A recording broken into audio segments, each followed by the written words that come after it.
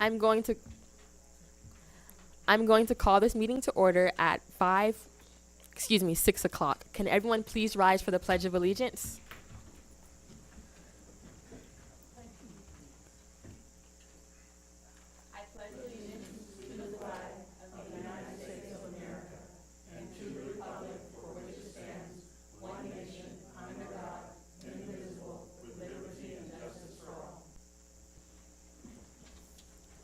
Thank you. Hello, everyone. My name is Harmony Hill. I'm a senior at Twentynine Palms High School. I was asked to speak to you all on behalf of my school and my principal. So I'm going to go ahead and give you some updates about some of the activities that's happening at the high school right now. Starting off, as you drive by, I'm sure that you see our new stadium that's being constructed. The light poles have been set up, and the grass should be laid down any minute by now. The entire campus received a whole new paint job, and the gym floor was refurbished. So we now have our Wildcat in the middle. So I'm really excited to go to the football games, the basketball games, and see the Wildcat. For our new programs, we have 2 new CTE programs. CTE stands for Career Technical Education, and that is Construction Trades and Culinary Arts. Our Construction Trades is in one of the old wood shops at the high school, and that is in partnership with Southwest Regional Council of Carpenters out of Ontario, and the Culinary Arts is in partnership with the city, so thank you for that, and Copper Mountain College. For fall sports, we right now have football, volleyball, girls tennis, and cross country in play. Last Thursday, we had our first football and volleyball game. We didn't do so good, but don't count us out yet. You'll see us in the finals. So that's all in the high school news. My principal, Mr. Ruggiero, wanted me to talk to you about my time that I spent at Harvard this summer. So this past summer, I went to Harvard Pre-College. Out of 10,000 applicants all over the whole world, so I'm talking the UK, Germany, China, Africa, only 1,200 of us were chosen, and that was split in half between the 7-week program and the 2-week program. I attended the 2-week program in July, where I studied democratic theory. Basically, democratic theory is, we talked about what the different democracies all around the whole world look like. So we related the United States' democracy to like Canada's or something like that. It was really interesting class. It was more philosophy, law, government, politics, something I plan to stay away from in the future, but it was really nice to learn about. Not only was there the academic exploration that I also enjoyed, it was also the social life. My friends and I, about every day after class, we'd take the train from Cambridge to Boston. There was like the historical sites, the museums, the food was really good, and the shops are nice too. I really enjoyed Harvard because not only did I meet new friends, but I felt that sense of community that I feel back here in Twentynine Palms, especially at my school, like with my counselors, my registrar, my friends, my principal. It was a really nice experience, and I hope in the next year I will be a new Crimson. That's all, thank you. And on behalf of the City Council, I would like to thank you for coming and opening the meeting for us and leading us in the pledge. And we have a certificate for you of appreciation. Thank you. Thank you.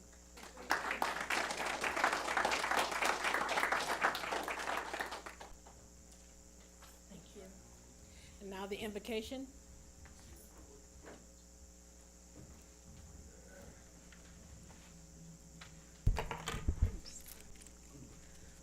Our dear Father in heaven, we are so very grateful that we have the opportunity to be here and to hear this young lady and watch how our youth are so successful and so cheerful and bright. We're grateful for her and for all that she has been able to accomplish. We're grateful for this city that gives the opportunities to people for all kinds of service and opportunities to grow and learn in their educational system. Father, we're grateful for the City Council, for the work that they do, and we pray that Thou might be with them.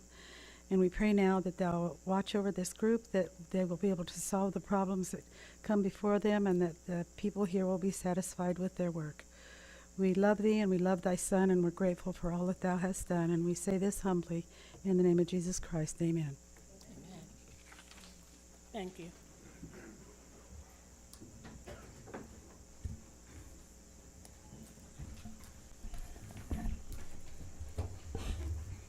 Roll call.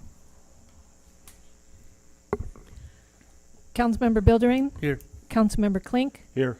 Councilmember Mintz has an excused absence. Mayor Pro Tem Wright, Here. Mayor Ogilvy. Here. There was no closed session announcements. And is there any changes to the agenda? No. Okay. Awards, presentation, appointments, and proclamation. Presentation by the Homeless Outreach and Proactive Enforcement, HOPE team. Yeah, Madam Mayor, Captain will introduce the HOPE team. Good evening, Honorable Mayor and members of the council. Thank you for having our HOPE team out to speak to you tonight. As the city manager said, or is mentioned in the agenda, it's the Homeless Outreach Proactive Enforcement team within our department. Been around for several years. Deputy Mike Jones was on the team since its inception, I believe. In fact, today they were making contacts here throughout the Morongo Basin and specifically in Twentynine Palms, trying to connect those experiencing homelessness with services. So I'll let them explain what they do, and they are also available for any questions.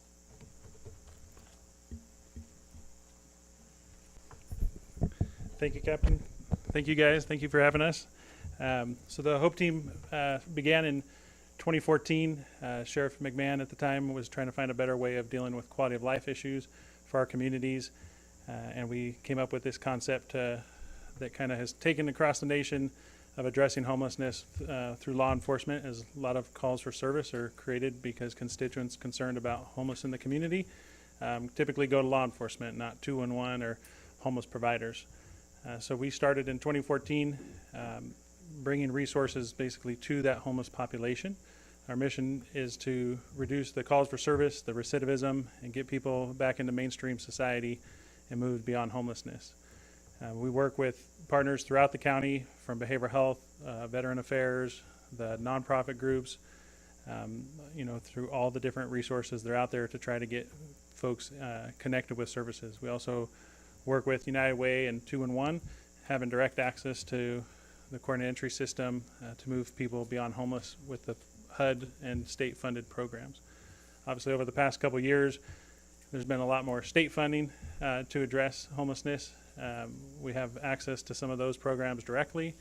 The challenge certainly up here is that most of the funding is programs that are down the hill, although any state or federally funded program for permanent supportive housing, rapid rehousing, programs like that, they serve countywide.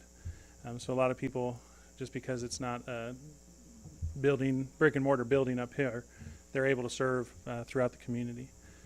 Over the past 8 years, we have over 2,500 people that we've successfully housed. And so we often hear that people don't want services. For us, it's that they don't. It's not that they don't want services. A lot of times they don't know where to start.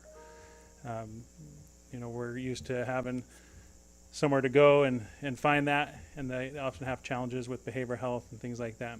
Over the past several years, our annual point-in-time count for the county has seen increases, much like across the state of California.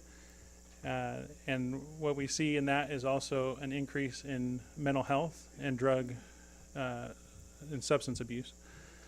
So with those, it makes it a much more harder issue to address, connecting those folks, building that trust with folks. We have a much different approach. We work with our stations on a direct level. We are offering services, so we leave the station to address the criminal aspects of that, so we can build that trust with folks to link them. We also have our Inroads program, which is 4 deputies assigned with behavioral health staff, and there's a team that's assigned to rural communities, which they are also out here in the Morongo Basin and Twentynine Palms. They are out here every Thursday with their team, and that program is currently funded with behavioral health and partners a deputy with a clinician from our mental health department, as well as an alcohol drug counselor, a department agent adult services worker, a peer advocate, and they have access to an RN and medical team also to address maybe medical needs and link them to those. So they're more of a stabilization where we kind of work on the housing. This year in 29, we have about 72 contacts. Those aren't unique contacts, those are reoccurring, which 43 were individual contacts. So what we see up here is a lot of short-time homeless. We don't see like in other communities in the county where we see people homeless. We have a gentleman that was homeless over 40 years in the Redlands area. We see a lot of folks up here have, a year homeless or months homeless. But this year, since January 1st, we've contacted 43 unique individuals. 40 of those were referred to programs. We had 4 people that we've been able to house from Twentynine, and 3 assisted into other services. Going back to the mental health and things like that, of the 43, 30 of them have mental health concerns. So that's, 3/4 of them or so that have that unaddressed mental health. And then 20 have self-admitted substance abuse. So about half of that population with substance abuse. And those could be the same person also. So co-occurring issues. And of the 43, only 16 meet the chronic homeless. So that means they've been homeless for a year or more with a disability factor. So a very small portion, less than half, are through there, which 4 have been veterans in the community, which we often see out in this area also, veteran populations. So like I mentioned, our goal is to move those folks, connect them with services. Currently there's emergency housing vouchers that the federal government has issued the county, which are open, which are probably the easiest voucher to assist folks with. We were able to help a couple people up here today start that. They do have to have a few documents, and some people don't have those, so they were given tools to try to get those, ID, a social security card, things like that. But like I mentioned, the Inroads team, they're up on a weekly basis trying to do that, and then we come up here maybe on a quarterly basis trying to assist with the housing and things like that. But we do have a presence on a regular basis to try to link those folks. I know there's been some challenges with around the bridge area down here, and obviously with the weather. Today even most of them were, at the senior center, under the trees, under business patios, things like that, which obviously create calls for service, I'm sure, not just to you, but to us. So those are challenges with the homeless population, and working together, I think we've been able to assist on the bridge here and don't have as big of an issue as encampments, things like that. So we are always open to partnering. Say we work with the station directly, and however we can help you guys. And if you have any questions, I'm more than happy to answer those. Any questions from the council? Do you have a big percentage of them totally not wanting any help? We see a very small percentage that don't want anything to do with us. So usually we try to kind of have a thing that everybody gets a resource. So we try everything. So very few people actually turn away everything. We have a sheet of paper with some resources and phone numbers that we usually, try to encourage them with. And then that follow-up of, hey, we're here trying to get you help. So it's kind of building that relationship. So sometimes on the first contact, it's kind of like, why are the cops are offering me help? So it's that different approach, and especially when they're newer to homeless. But we have a lot of success with doing that. So like I mentioned, with 2,500 houses, about 20% of our contacts in 8 years. And the biggest issue is really capacity. So like a drug and alcohol program to go all the way down to the valley or up to the high desert. That's really the issue of where they start. Any other questions from the council?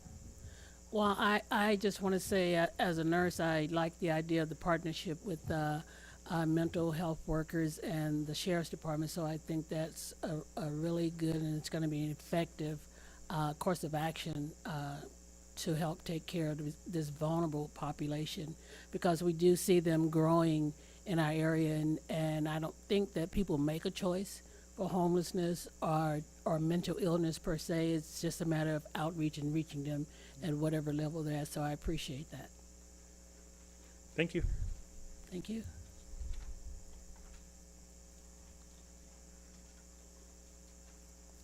Okay.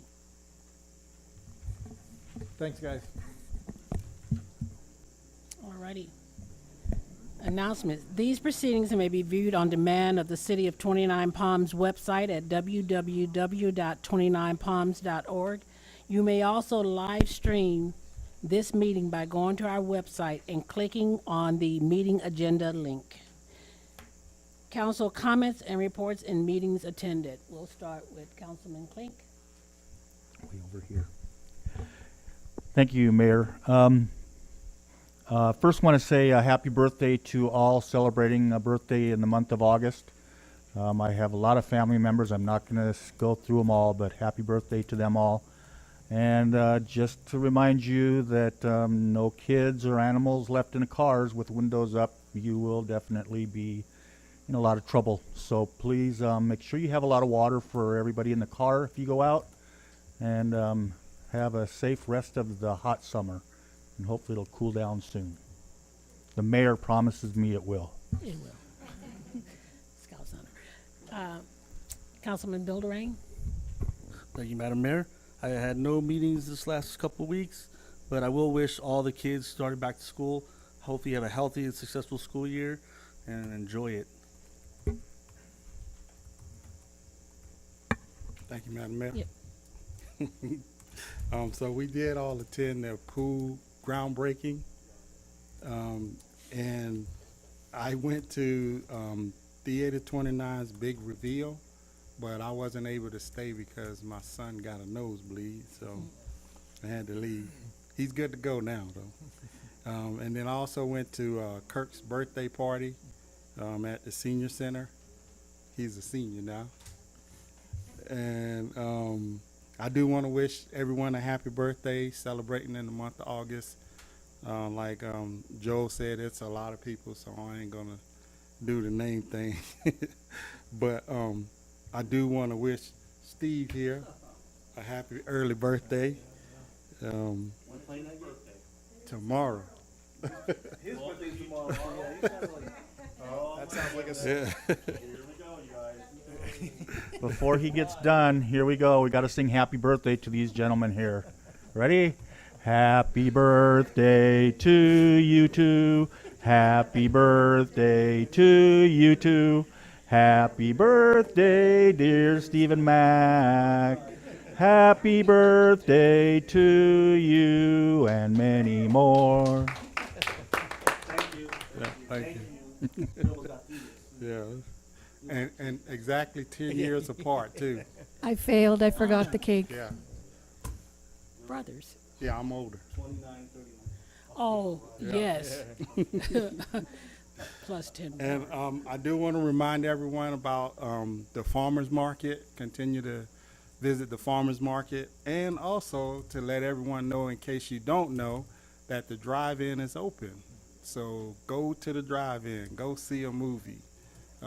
It's still very affordable, so go check it out. And also want to remind everybody about Warhawks football. You can still sign up. So that's all I got. Thank you. All righty. Okay, birthday boy. All righty.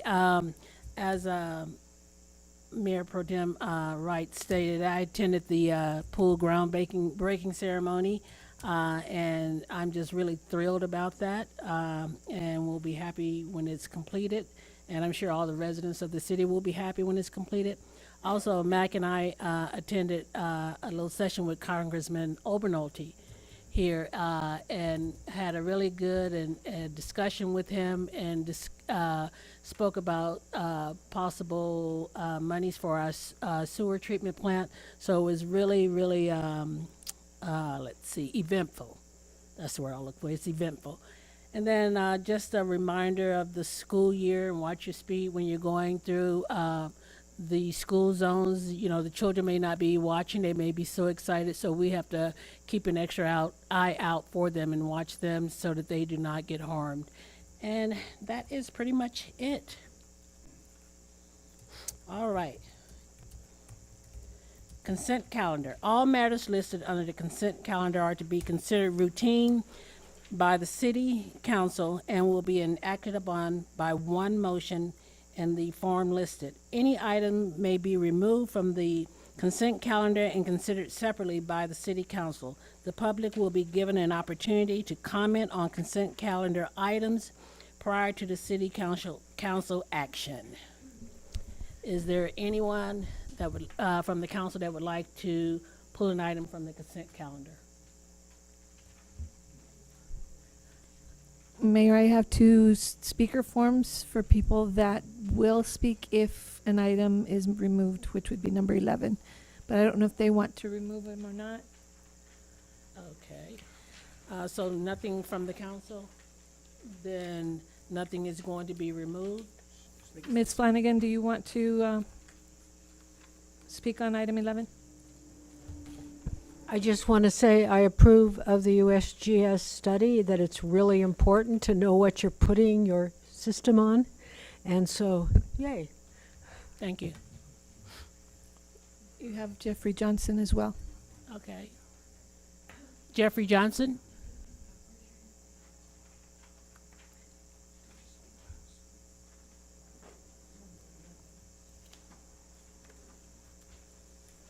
Good evening, council members, Madam Mayor.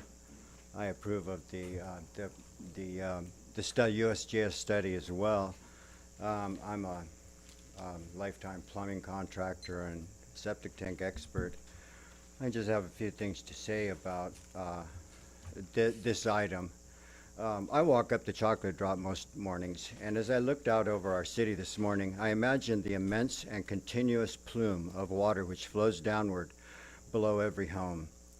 This plume of 1 million gallons a day is the only thing preventing our only water supply from dropping even further.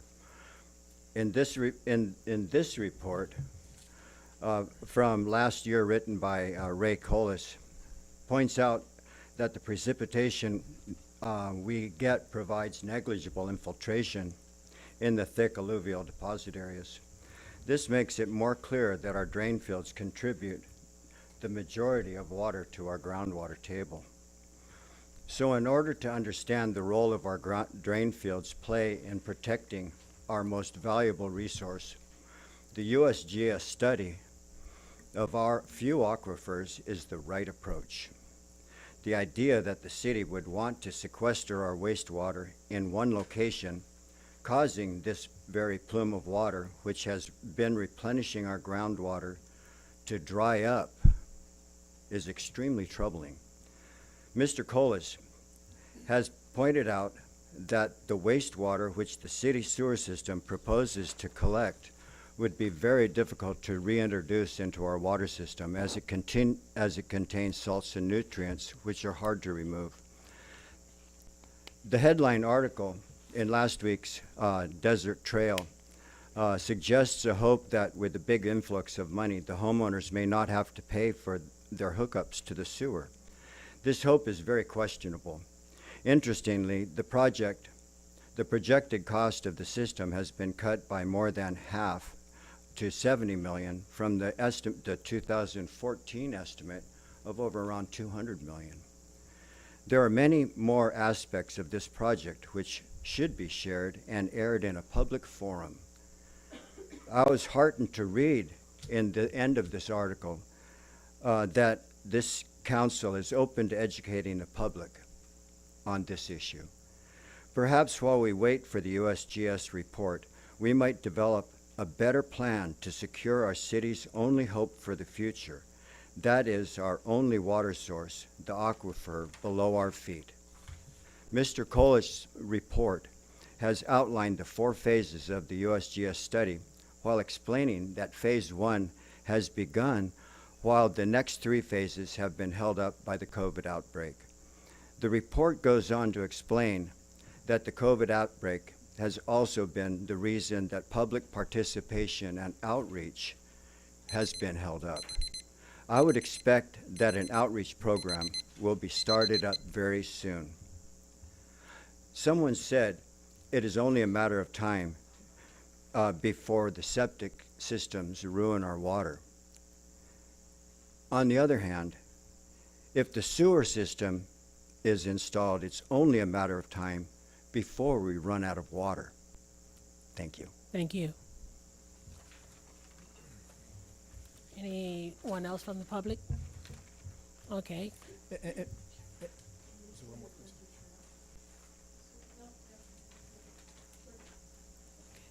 And Madam Mayor, if, Yes.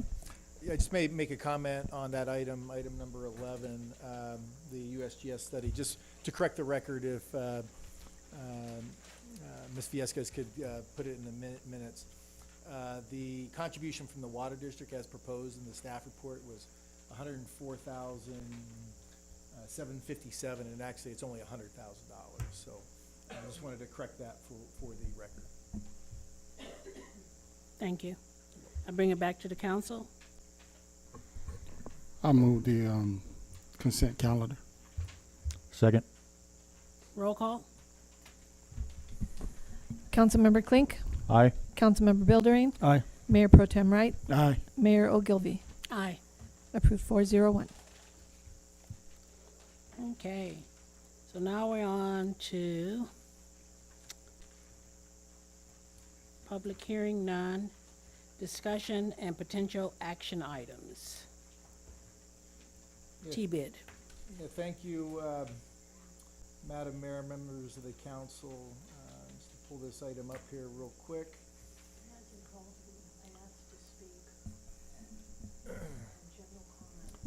So the recommendation from staff is to adopt the resolution confirming the intention to levy an assessment for the fiscal year 22-23 and to approve the annual report, which is the marketing plan and budget. Just by way of some background, the T-bid has been formed under the Parking and Business Improvement Act law of 1989, and that law basically mandates an annual renewal process.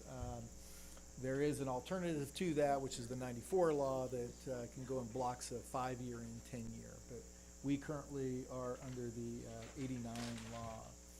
The T-bid board is managed by direction by an advisory board, a 5-member board that is appointed by the city council that works through the mechanics of not only what you will see this evening, the budget, but also the marketing plan.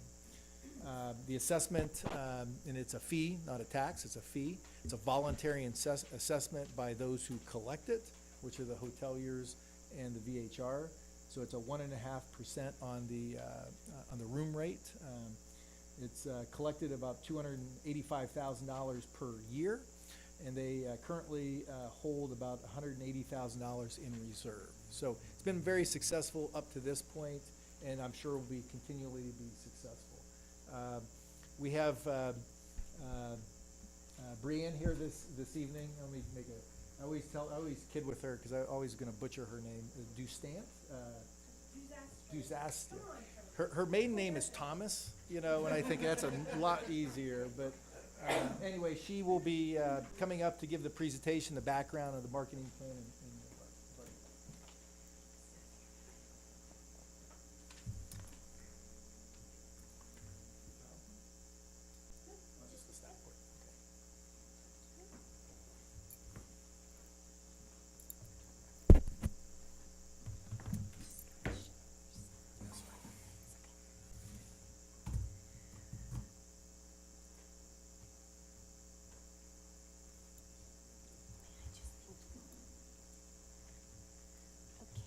Good evening. It's a pleasure to be here on behalf of the Visit 29 Palms Tourism Business Improvement District. I feel like the year went by very fast, so here we are again going through reauthorization, looking forward to starting our 6th year.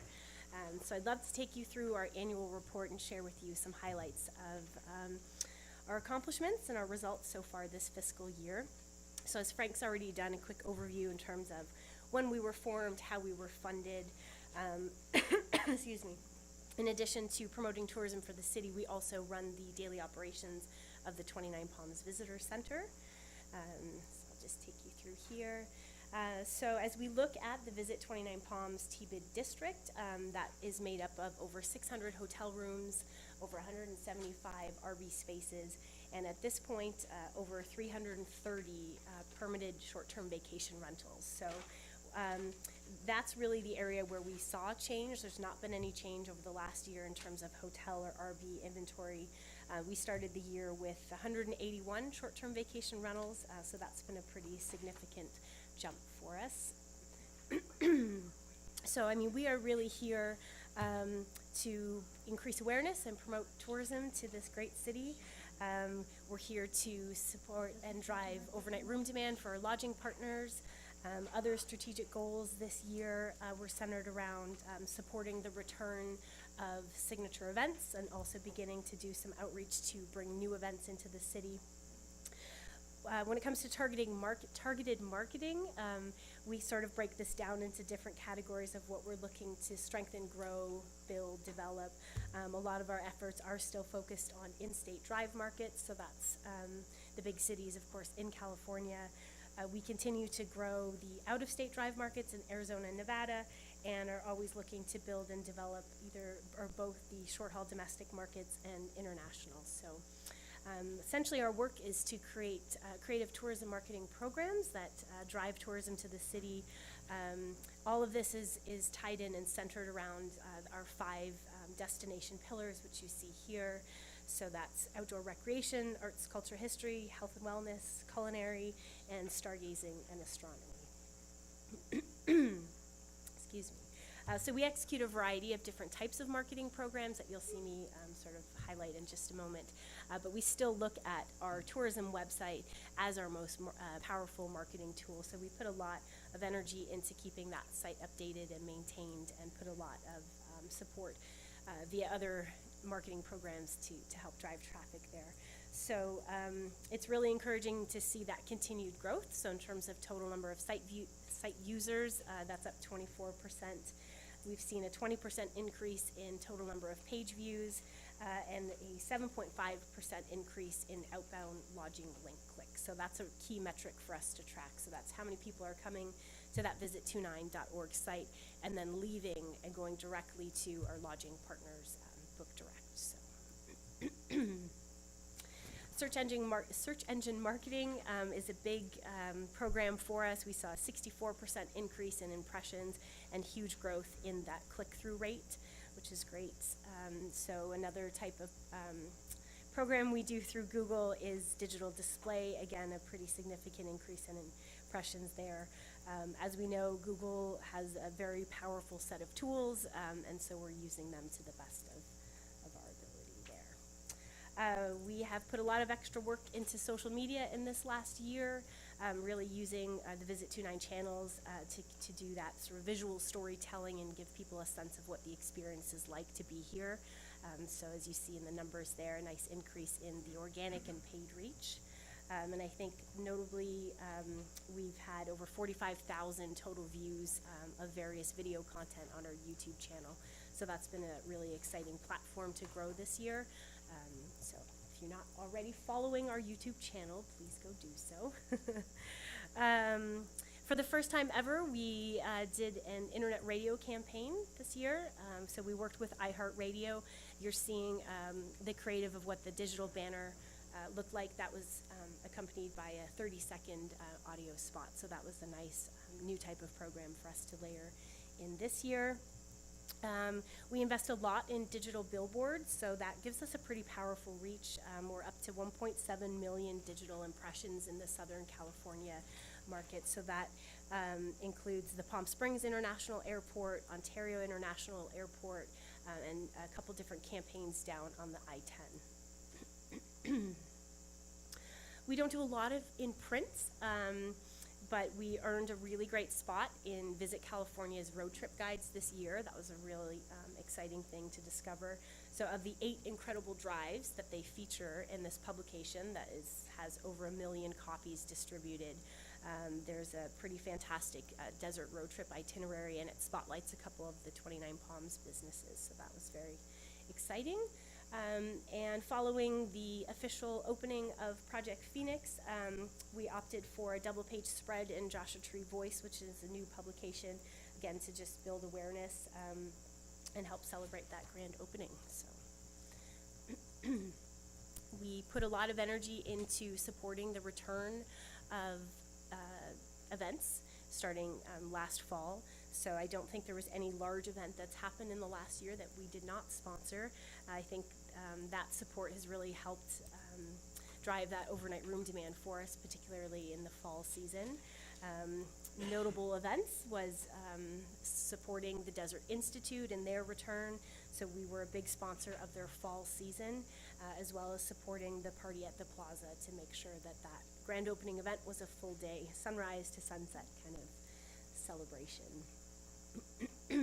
We worked with a really great content creator and travel writer by the name of Tavia Carlson, who runs the Big Brave Nomad website. So that gives us an opportunity to reach new audiences, particularly military families. So we were thrilled about that. And so I guess overall this year, we're up to 3.5 million digital impressions, which I think is pretty powerful. So that's tracking about 8% over the previous year. As mentioned, we are running the day-to-day operations of the city's visitor center. We work also in partnership with the Public Arts Advisory Committee to support them in their Art in Public Places program. So we've interacted with over 3,000 visitors so far this year.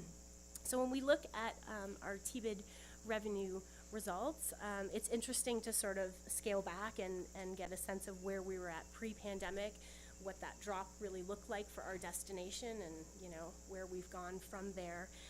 As we look through the first 3 quarters of this current year, we're tracking 32% above last year, which is very encouraging. So year to date, hotel generated revenue is up 25% over last year, and the contribution from short-term vacation rentals is up by 43%. So we are very much on track for another record-breaking year. And lastly, a little spotlight on this great downtown area that is being transformed, very much so by Freedom Plaza that's now here. We see a lot of opportunity in this space. Of course, with the Joshua Tree National Park Cultural and Visitor Center, driving more of those 3 million park visitors into our city, and also that event stage. So you'll hear me talk briefly about that as we take a brief look at what our plans are for the year ahead. I know how to do that, okay. So I won't take you page by page through it, but we have worked with the advisory board to update the marketing plan. I think for the most part we're staying on track in terms of the types of strategies that we're using, the markets that we're trying to target, the types of programs we're going to execute. So our goals and objectives have very much staying the same. So as you go through this document, you'll see updates in terms of all of the various categories there. Let's see. So as we know, the national park sites, whether it's Joshua Tree, Mojave National Preserve, those contribute a lot to tourism here. You'll see updated statistics there. In terms of the lodging market overview, we do expect to eventually get to that 500 number with short-term vacation rentals, and we know coming soon there'll be a Hilton Home 2 Suites and Wanderer Hotels. So as we look and sort of reflect on the future and kind of contributing factors, we feel positive that the signs indicate that there's a lot more consumer confidence in terms of travel planning, and that the impact of COVID is coming down. But of course there's other things that sort of shifting headwinds, whether it's labor shortages or inflation or things like that. We do always, when we set our budget, look at the forecasts that are provided by Visit California, that are put together by Tourism Economics. So as we look ahead to the next couple of years, we do see a little bit of a slowdown in that growth, but it's great to see that the desert region continues to track above the California and also the U.S. hotel occupancy averages for a big part of the year. So as I mentioned, we see a lot of opportunity with Freedom Plaza, so we're real excited to see how we can help bring new events to that space. So when we look at strategic goals, that is one sort of expanded part, is event development for us. So let's see what else to talk you through. I think one notable change or sort of shift for us next year, we are looking to rebuild and refine our Visit Twentynine website. So as I get to the budget in a moment, you're going to see we have cut back in some of the spending categories in order to support a total rebuild there.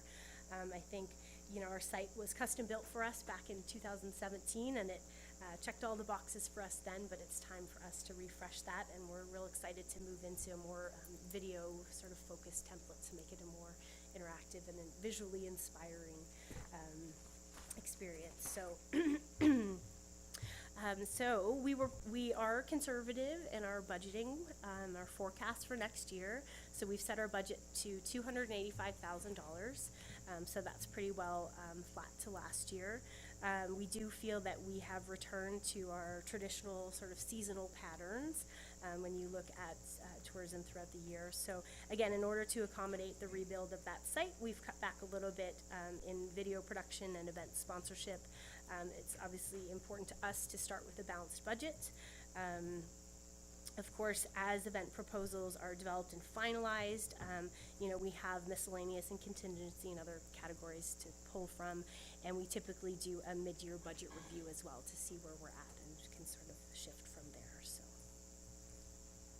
yeah, happy to answer any questions, comments. Could you go back to page 19 first? I sure can. Do that slowly. In the marketing report? No. The first thing she did, page 19. Of the annual report? No, well, see the numbers up there? 41 of 61, Oh, yes. 19. Look at me. Sorry. I can do that. So, the sponsored events, can you read that? Sure. So, Visit 29 Palms invested heavily in supporting the return and growth of signature events and was a proud sponsor of the Night Sky Festival, Joshua Tree National Park Art Exposition, Highway 62 Open Studio Art Tours, vacation races, half marathon in Joshua Tree, the Joshua Tree Music Festival, Climb Smart, Archaeopalooza, Joshua Tree 55, the Desert Institute 2021 Fall Season, and the Party at the Plaza / Freedom Plaza grand opening. And then can you go to page 20?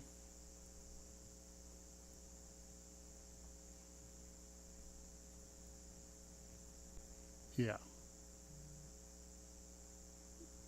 Right in there, bloggers and influences. Yeah, read that. Okay. In May, Visit 29 Palms collaborated with digital content creator and travel writer Tavia Carlson of Big Brave Nomad. Through the development of new and creative content, Visit 29 Palms was able to reach a new audience of family travelers, national park enthusiasts, solo mom travelers, and military families. And then that City of Twentynine Palms Visitor Center. Sure can. Operations of the city's visitor center continued this year, with TBID staff overseeing and managing daily operations and welcoming over 3,000 travelers from around the globe. Working in collaboration with the city's Public Arts Advisory Committee, the visitor center continued to host the Art in Public Places exhibits, offering the local artist community a great space for showcasing their artwork. So pretty clear you guys work with the arts community, right? We do, Thank yes. you. Any other questions? I have a question. You spoke about the links to the hotels and the Airbnbs. Or can we tell in any way whether or not they went on to make a reservation? We can unfortunately track the conversion. So we can track that you've been on our site, that's where you found the hotel or vacation rental, and that you've clicked to that book direct link from our site. Okay, and then one more. You're going to do a new video, you said, correct? Yes, we're going to continue video production. And is there any new focus in the new video that you're going to be doing for the city? So right now, we're working on our signature event. So we just released a really great Joshua Tree 55 spotlight video. We're coordinating with the team to have them up here for the Night Sky Festival. So those are two great signature annual, very 29 Palms type events that deserve their own video feature. So that will then go to the YouTube channel and then be part built into our site. And what's great about that is that content will help us promote those events for future years and help those events to grow. Okay, very good. Any other questions? And to the public? Any questions from the public? When are you going to be Yep, please. First question is, when are you going to be RFPing for the website? Ooh, good question. Hopefully probably the first week of September. First week of So September? we haven't finalized the RFP yet. Working on it now. Okay. Be released in the coming week or two. Okay, and then as far as signature event planning, what was it page 19 that the brother had mentioned? Are those all of the signature events? How do we launch a signature event within the city of Twentynine or partner with the city? What we spotlighted on this particular page was all of the events that we did sponsor. So I think, though, everything on here is annual. Okay. And so, again, it was really important for us to support the return of this. For most of these events, they hadn't taken place since pre-COVID times. So we are in talks with some event organizers, some of whom are on this list, who have come out to meet with us to tour the Freedom Plaza space and that event stage. Okay, and then in part of the report, I noticed there was a section regarding COVID response. Are we taking into consideration monkeypox, how that potentially can impact visiting? Good question. So it's not mentioned by name in the document, but I think absolutely it should. Yeah. Okay, and then the last question that I have is, I know Madam Mayor had asked just a bit about insight from web traffic from the Visit 29 site to Airbnb regarding tracking. Has there any sort of relationship with Airbnb? I know that they have a community partnerships team that actually does like a lot of the experiential marketing stuff that we've been talking about. Is there any sort of relationship that's been brokered? So it's definitely a relationship that needs to be nurtured and put more energy into, for sure. I know the city works in partnership with them to make sure that from a compliance. Mm-hmm. But I think that's a really good point. One of our advisory board members does represent short-term vacation rentals, so I think that's something we could have her pull her into. So I think that's a great point. So Okay. definitely an opportunity. And if I could get you to fill out one of the papers for speaking, it's a green piece of. Oh, yeah, sure. Okay, Thank you. thank you. And you're gonna speak as well, so you'll get a green. I'll form, yeah. Thank you. So I'm Eric from Desert Beacon, and I know Brianna and Frank, and I'm just gonna speak to Mayor your question on the tracking of leads and stuff. Next month, we're gonna be launching our website, which is desertbeacon.com. And anything that will come to us from Visit 29 will be able to actually track conversion and offer specials and so forth, which I think is great. We're also, what was I gonna say? We just wanted to also speak, we're a member of the DBA, which helped with Party at the Plaza, and we definitely appreciate the support TBID gave us, and we would like to work together in the future for future events. And thank you for what you do. Thank you. All right, back to the council. You want me to read it, or you gonna read it? You can read it. So there is a public comment to be read into the record from Cindy Bernard. 3 questions came to mind when I reviewed this agenda item. Should the board represent a larger segment of the tourism industry? No restaurants are represented for the instance. Number 2, arts, culture, and history is second in a list of 5 key destination pillars. At the July 20th council meeting, I raised that the city promotes itself as an arts destination, yet spends only $15,000 on arts funding. Since then, the city manager confirmed that the city has not sought additional arts funding from the numerous grants and foundations offering it. At the July 20 meeting, Councilman Wright asked the city manager to bring this issue to the TBID. No sign of it in this budget. Is the city going to commit to hiring a part-time cultural affairs director and to seriously funding arts and culture in 29 Palms? Number 3, related to the lack of arts funding, one of the TBID's strategic goals reads support the growth of local and regional signature events and seek partnership opportunities to bring new events to the city.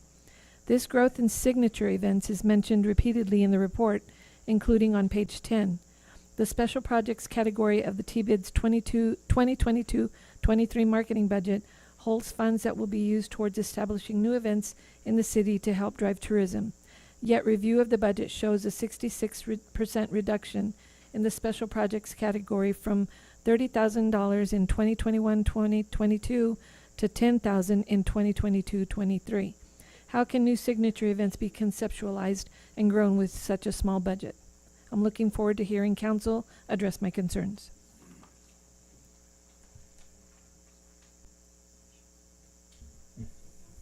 Brianna, is that 30,000 to 10,000 because you're going into the video thing or updating the Visit 29? Right, so to Okay. rebuild the website is Rebuild a the really web- big expense, and as mentioned, you know, event development is a huge priority for us, but we need to get this done first, and again, as we come into the mid-year, we can do a mid-year budget review and make adjustments then if needed. Thank you. City Clerk, what is the resolution number? I have something for you. Okay, go ahead. On topic number 2, Miss Bernard's little thing, I know she's an educated woman in art. I think she should get on the pack and start making a difference with the arts.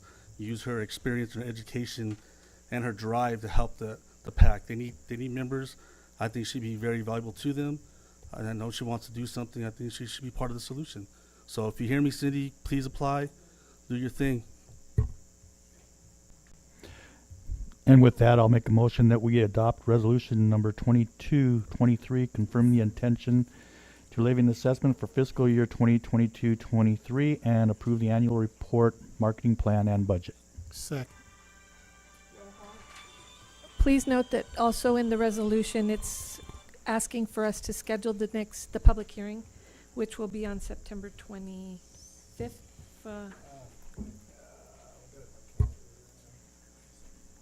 September 27th. So the public hearing for the T-bid will be scheduled for September 27th. I will add that in my motion. Okay. Roll call. Councilmember Bildering. Aye. Councilmember Klink. Aye. Mayor Pro Tem Wright. Aye. Mayor Ogilvy. Aye. Approved 401. All righty. Thank you. Great presentation. Next, we have our pavement management system. Thank you, Madam Mayor, members of the council. This item is receive and file. There's no action, but it will be information for the council. So the PMS is a pavement management system. It's the process that the staff goes through.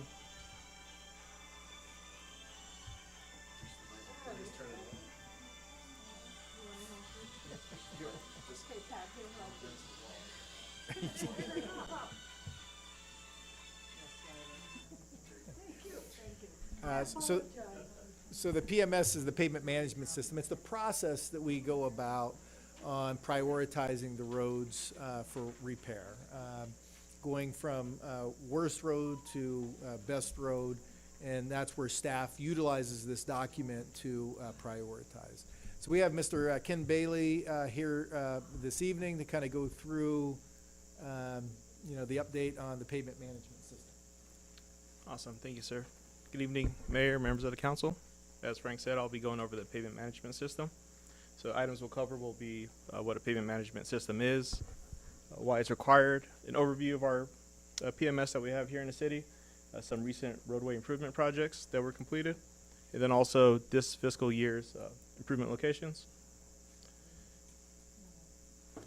So PMS is a set of tools and methods that assist with cost-effective maintenance and of a roadway system. Are we all good? Oh, okay. Is it volume on here? Okay. How about now? Can you hear me now? Nope. Alrighty. My apologies, everybody. Alrighty, I'll just keep running through it. So why we have a pavement management system? Well, we store inventory of data for all city-maintained paved roads. This gives us the ability to assess pavement conditions, determine the relative pavement condition indices, implement proper maintenance techniques, prioritize improvements, and also calculate budgets for addressing these pavement needs. So the American Society for Testing Materials describes how to obtain the pavement condition index, which is essentially the health of a roadway segment. So this standard helps us to conduct pavement condition surveys. It identifies 20 different asphalt pavement distresses. Some of them include alligator cracking, potholes, depressions, joint reflection cracking. And so the PCI is calculated, and it's a value between 0 to 100, 100 being awarded to new pavement. So this photo here shows alligator cracking along Hatch Road, just south of the highway. And so we're able to assess the distress type, which alligator cracking, the severity of it, and we can quantify it by measuring the square footage. We take all that information, assess it, come up with the PCI, and we take that value and look at that scale to the right, and we're able to tell the health of the roadway segment. So this is a deterioration curve for asphalt pavement. So when you have a good PCI, the roadway tends to stay healthy for a while, but once you start experiencing the stresses, it starts to, PCI lowers and the road starts to degrade really fast. So if you're able to apply preventive maintenance techniques early on in the life of the road, you can increase the PCI and extend the lifespan of the roadway segment. If you don't treat this roadway segment, it will start to deteriorate and you'll have to reconstruct, meaning you'll have to spend a lot more money later. So why is this required? Well, SB1, as we know, increases fuel excise taxes. It also increases vehicle registration fees. And some of this money is allocated to RMRA, which is road maintenance and rehabilitation account. So some of these RMRA funds, they're distributed to eligible cities for basic road maintenance. So this requires reporting, which references the PMS data. So we certify this PMS system every 5 years. This year, the city is slated to receive about $664,000. So we used our current PMS system to help determine which roads are going to be part of this fiscal year's program. In addition to using the PMS, we also consider other variables such as traffic patterns, conferring with Public Works as they're out in the streets every day, and also our available funding. So again, this is recertified every 5 years, and we, let's see, all 152 miles of the city maintained roads were evaluated in 2016. So upon assessing the roads recently, we saw that the roadways were still relatively close to the same PCI rating and priority. Since 2011, we've overlaid and seal coated roughly 87 miles of the 152 roadway miles that we have here in the city. So the next 3 slides are going to just show recent projects completed throughout the city. So this is a chip seal application along Bedouin. This was performed during the fiscal year 2019-2020 chip seal project. This next photo shows Smoke Tree Avenue, which during Project Phoenix, several roadways were reconstructed. So this is just east of the new EV charging stations. And then in 2019, Public Works performed a spot grind and overlay operations along Sullivan Road between Adobe and Hatch. Now this photo was taken this year, and they performed these operations 3 years ago, so you can see how well the roads are holding up. So this is a list of improvement areas that are going to take place throughout the city. These are slated for spot grind and overlay. Here goes a couple of examples from that list of how these roads look. So Quill Spring Avenue, we can see we have a significant alligator cracking. Also on Gorgonio Drive, just east of Adobe, similar conditions. And so once the weather cools down, Public Works will be able to commence operations sometime in the fall. And then once it gets too cold, they're going to have to cease operations, and they'll pick back up in the spring of next year. Then also we'll be completing chip seal operations. So here goes a list of the areas to receive chip seal. So here go a couple of example areas that are going to receive chip seal. So we have photos of Blue Pine and Lorea. So as you can tell, these segments are more structurally sound than the areas that are to receive spot grind and overlay. So the chip seal operations are going to be performed under the Neighborhood Safety Project. So Caltrans just notified us that we're able to advertise this project for construction. So we'll get this project advertised this week. We're hoping to award the project and begin construction by October. Thank you. Any questions from the council?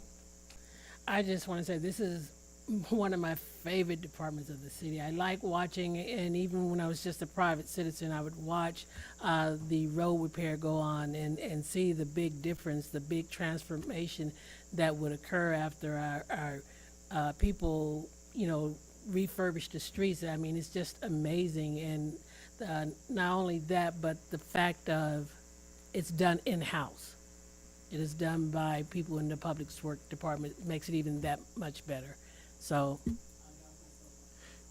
Yeah, pieces of machinery, and I'll help them out.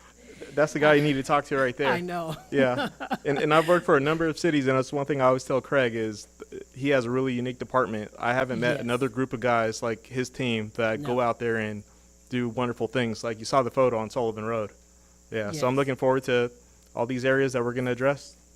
I mean, I come from born and raised in Houston, Texas, and I've never seen anything like that before until I came here. So kudos to your department.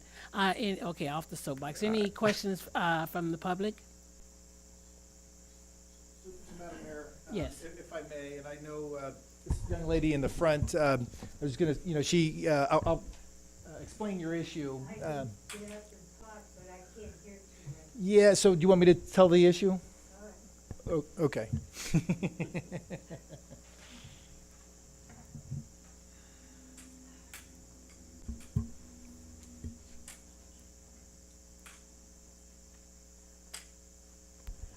I've been a resident of 29 Palms since 1989, and I live on Peterson Road.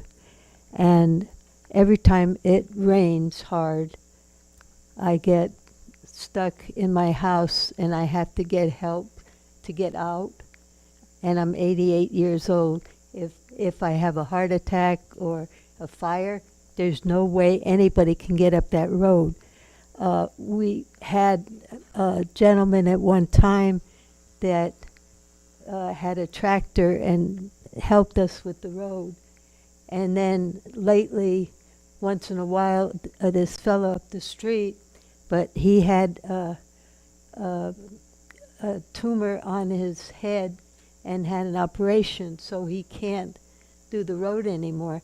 And we have a lot of people on the road. Some of them couldn't come tonight.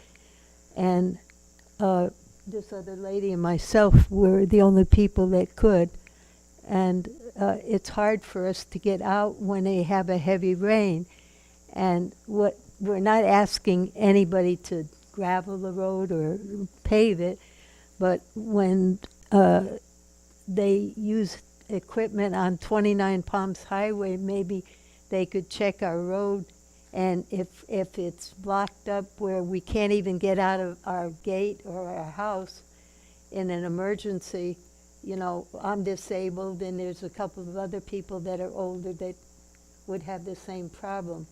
I don't know if you can do anything for us, but if you can look into it and see, we don't have anybody anymore that can help us. Thank you. Thank you, Frank. Yeah, Madam Mayor, members of the council, as is displayed in Mr. Bailey, and I also want to recognize Mr. Stacy here today. He's our Public Works Superintendent. And we have 150 miles of roads that we own and maintain.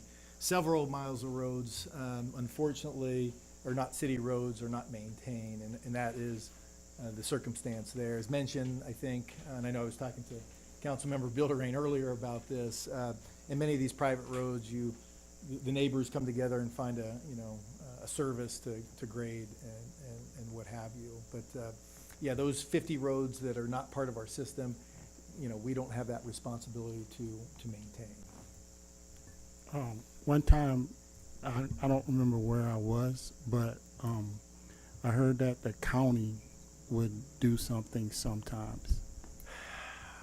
Probably not. It becomes a liability issue, quite frankly, for public agencies, at least the city. You touch it, you own it, right? So by way of example, we as a city, we grade it, if you will, and in a lot of these roads, I know, Mr. Stacy can kind of confirm this. There's, the wires, the telephone wires are kind of close to the road. We grade it, we break it, now we own it. Somebody hits a bump and unfortunately, breaks their axle, we own it. So it's a liability related issue. We will maintain roads when they're brought up to our standards. but, dirt roads are not part of our system. Most dirt roads are not part of our system. A lot of these roads have gone a long time without any maintenance, so the road grade has elevated and declined over time. Sediment gets pulled down the hill. Infrastructure gets exposed, like Frank brought up, water lines, telecom. So it's a pretty major undertaking. In the past, I've been sent out to do those roads by previous superintendents, and it wasn't in the city's scope, and we got a lot of pushback. There was some infrastructure that was damaged because wires can be an inch under the dirt, which are standardly 18 inches. So they all need to be brought up to standard before you can do a routine maintenance, and the cost is outside of our budget. We would have to figure out something to bring them up to standard, and there's a lot of roads out there. And you do one, like Frank said, you own it, and then you need to take care of all of them because there's a lot of people out there that need that, and at this point, it's just not feasible. Okay. Yeah, and it's not unique to us either. It's, the county has the same scenario, the town of Yucca Valley has the same scenario. I know even, Mr. Bailey works for Charles Abbott and Associates, which also handles Apple Valley, very similar in our rural communities. So staff is very sympathetic, which I know the council is as well, but that's the challenge. I just have a question or two. When you say bring it to our level, what do you mean? You have to have it paved and the whole works, or what? Yeah, so we have city standards. We don't have dirt road standards. We have paved standards. So let's say a road has, 24 parcels, just making that up, right? Those 24 parcels come together and pay to bring the road to the pavement standards. Then they could dedicate it to the city. We would take it into our maintained system. But, that takes resources to bring it up to the standard. And I would assume a lot of money. More than likely, penciling it out, yes.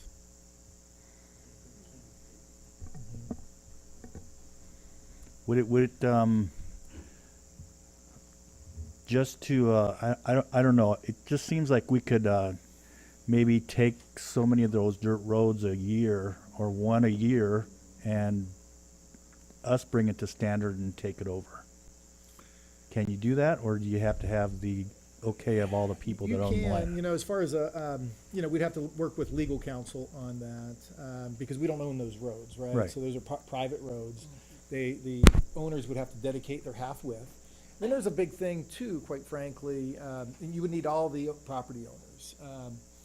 I know, again, not to, talk about Councilmember Bilderrain, but, I think I hear this a lot, some people like to live on dirt roads. So to have those people dedicate, the portion, have a full road. You'd have to get the full road. Right, There's no way around that. One of the other issues is acquired dedication. A lot of the lots are owned by... So they could hear you, please. A lot of the parcels are owned by people that live out of area. They're hard to contact, reach, they inherited land. So a lot of times the process would be very arduous with contacting all of them and then having them dedicate it, because that takes administrative fees and it actually costs the landowner. So unless they're wanting to develop it, it becomes very difficult for everybody to dedicate all their easements so that then we have the right to go into that area and Right. do But like these. Frank said, each one of them has to dedicate that. They have to, parcel. as a collective. So become- is it too hard to just start the process of asking these, like say on Peterson where she lives, if they all agreed to dedicate that land? That would be a step in the right direction with that. As we worked with the bike path, we Mhm. have a bunch of parcels that aren't dedicated. And that was a long process. So We're still not through it. So staff can bring this back because it's a big question, right? You're talking 50 miles of roads. So it's a large cost when you look at 50 miles worth of roads to take into a system.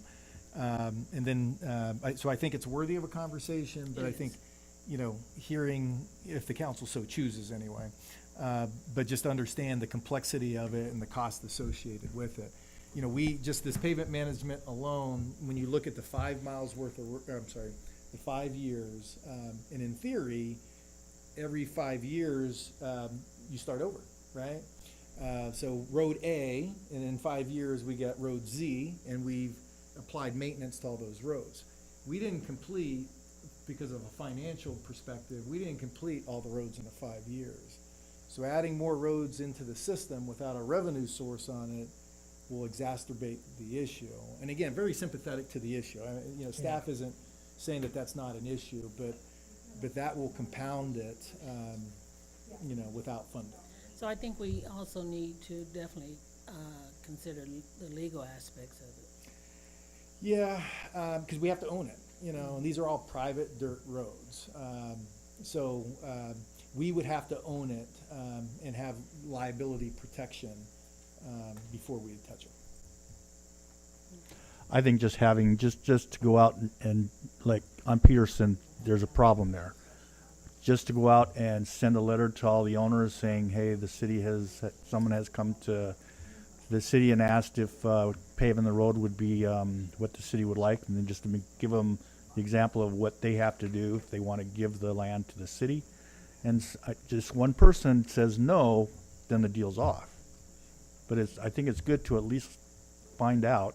Let's make an attempt to get something like this rolling. Yeah, so Or can staff we will, speak with Patrick about it? yeah, well, staff will bring it back comprehensively because it's more than Peterson, right? I know that. Yeah. I can tell you, there's a lot of dirt Right. roads. So staff can, Just if being a the mailman. council so chooses, we could bring it back for a further discussion to see the complexity and the comprehensiveness of something to that. Okay. And, ma'am, Yeah, whenever you can you fill out a form? yeah, you have to probably go talk to her, Cindy, yeah. I don't think she could hear that. Okay. Okay.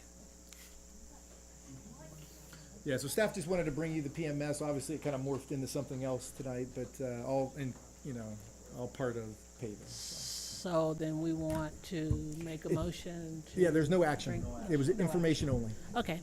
Now, All right. to be clear, if there's an emergency and she's stuck, we will clear to get emergency services up there, because we had that problem last time when. Yeah, so, so Peterson had a big issue, gosh, I don't know, 3, 4, 5 years ago. And remember, we had it something like cleared to get, someone had a heart attack, we had to get up there and the fire truck couldn't do it, so we. Well, they can, so Yeah. that wasn't true. So and I think Bob Evans is probably still here. I know I talked to Chief Tuttle at that time. They have a 4-wheel drive vehicle from an ambulance perspective if you needed to get to wherever. It takes additional time.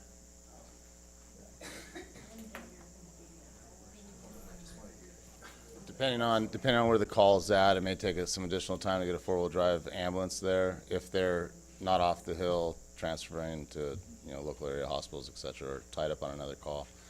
Not sure if I caught the question really. You can get access.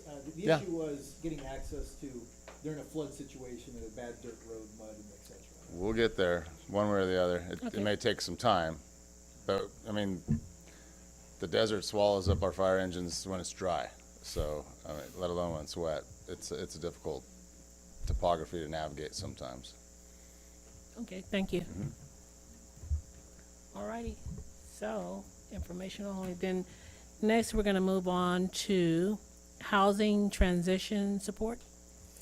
Yes, thank you, Madam Mayor, members of the council. As I pull up this item, I apologize here. So the recommendation from staff is to consider funding Morongo Basin Arch for a loan of $50,000, $10,000 per month for 5 months until they receive a grant from San Bernardino County. Just by way of background, Miss Astrid Johnson is here this evening to speak to this request. Astrid is the president of Morongo Basin Arch and has been a valuable, good partner for the city.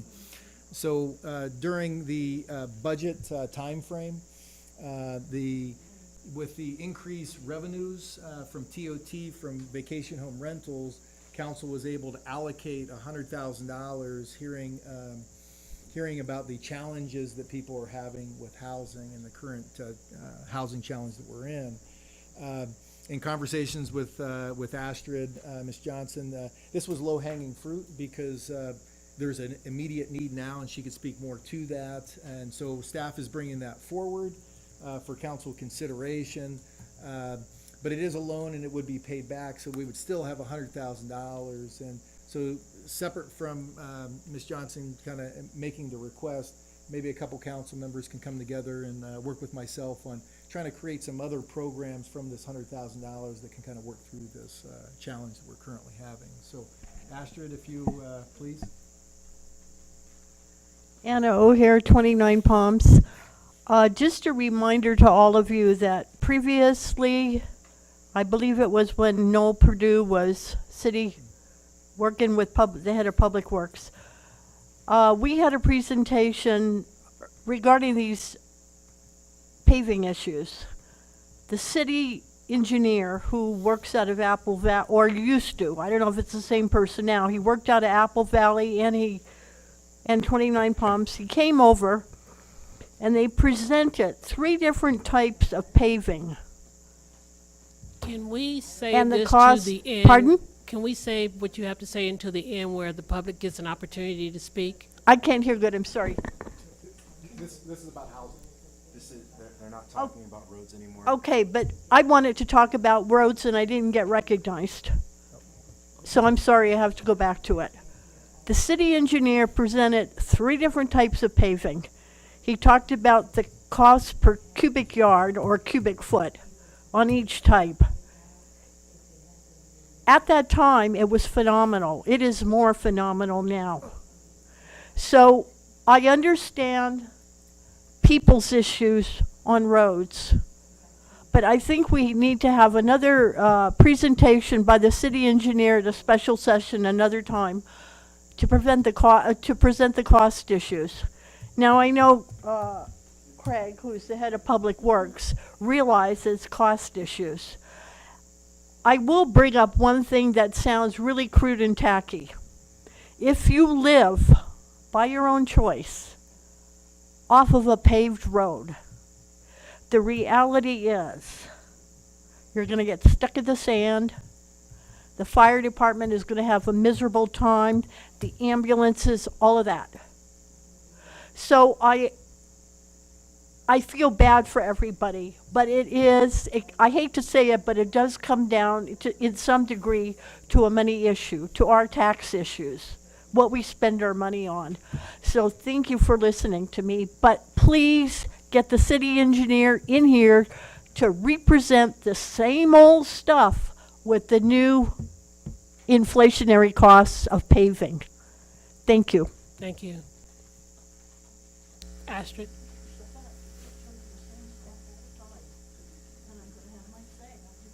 I'm not going to talk about pavement. I live on a street that's paved, and I'm grateful. And I made that choice. I bought a lot that had a paved road. Okay, so I'm Astrid Johnson with Morongo Basin Arch, and I am here literally begging for money. And the reason this has occurred is even though we have grants, we've got 3 grants. We have HAP1, we were approved for HAP2, and we are also approved for the ESG grant. And the problem is with cash flow. So right now is we have had a tremendous amount of consumer requests the past several months. And for me, it was a question of trying to budget the money and to make sure that when we did our next funding request, it would be in a timely manner. And I found out that, we didn't get down to the 0. We still had money in the account. So I was able to budget for September. But we basically have put on our website and told everybody, we cannot help you right now for arrears and deposits, which are the big request right now in 29 Palms. I think we've had at least 10 calls so far this month that we had to turn down. And that's why we're coming to you, because that is the one area that we can't assist.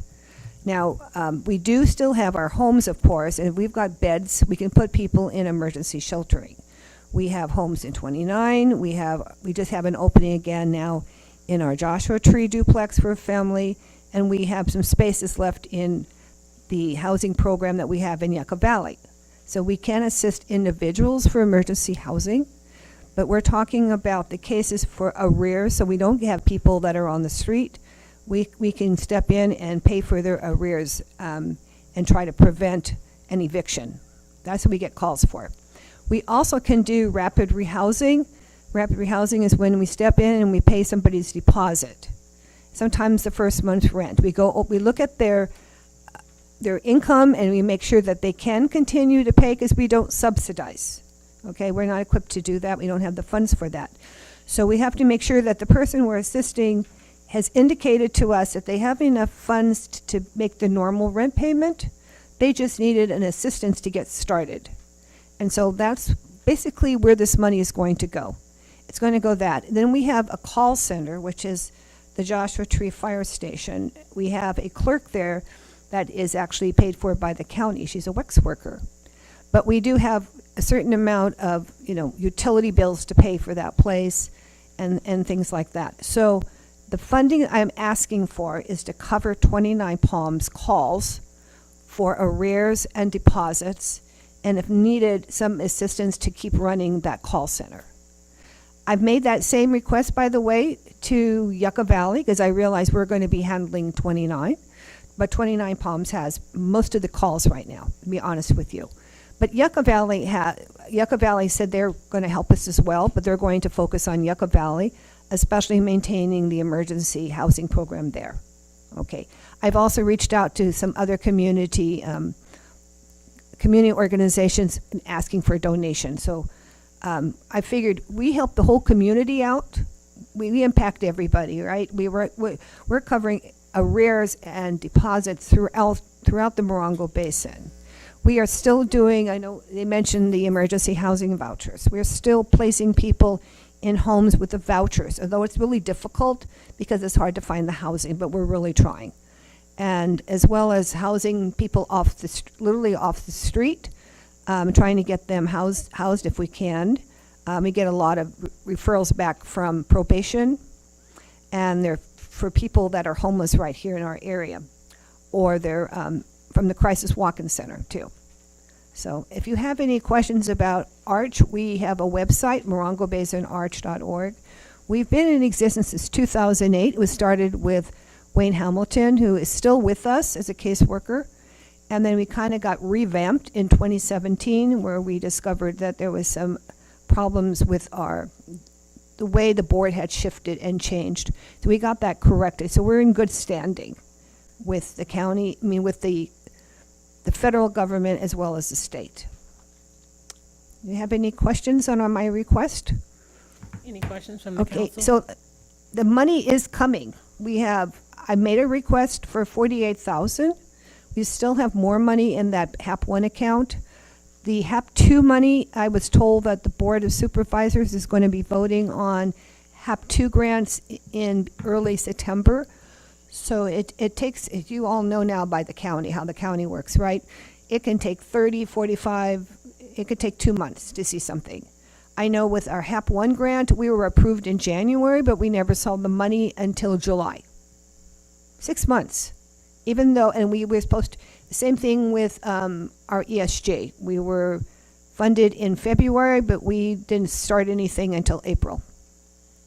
So, and we still haven't seen that money that we're sending in, the paperwork.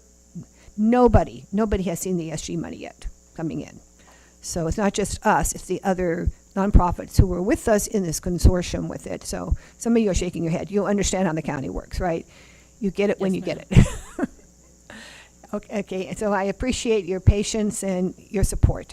Thank you. Do you have any questions from the council? Anybody? Okay. Thank you. We have a question Sure. from Susan Peplo. Hi. Okay. You want to talk to me? Oh, no, I just up here. Hi, I'm Susan Pepolo. I just want to say I'm completely in support of the loan for the traditional housing bridge placement for them, especially because we have pledged dollars towards housing already. And since 29 Palms does not have our own program in place, I think this would be a really good use of the funds that we have pledged to help housing for people that are really have boots that are already on the ground, already have, processes and programs in place. I do encourage 29 to also have our own program, but in the meantime, I think this is a really great way to help out our community members that are already doing the work. So thank you. Thank you. Any other questions from the public? I bring it back to the council. I will make a motion if nobody else has anything to say that the City Council fund Morongo Basin Arch for a loan of $50,000, $10,000 per month for 5 months until they receive grant funding from San Bernardino County without interest. Second. Before can we grant someone? If the council so chooses, yeah. Can we grant 20 and have them pay back 30, but give them 50? So they don't have to pay back the whole 50, just grant them 20 and then get that 30 back so they can get on their feet and going? Are we able to do that? Yeah, it's policy. That would be good. Then I will rescind my motion and let Mr. Bilderain make a motion. I make a motion that we give the 50,000, grant 20,000, and be paid back the 30,000 once they receive their money back from their other grants. I'll second. Roll call.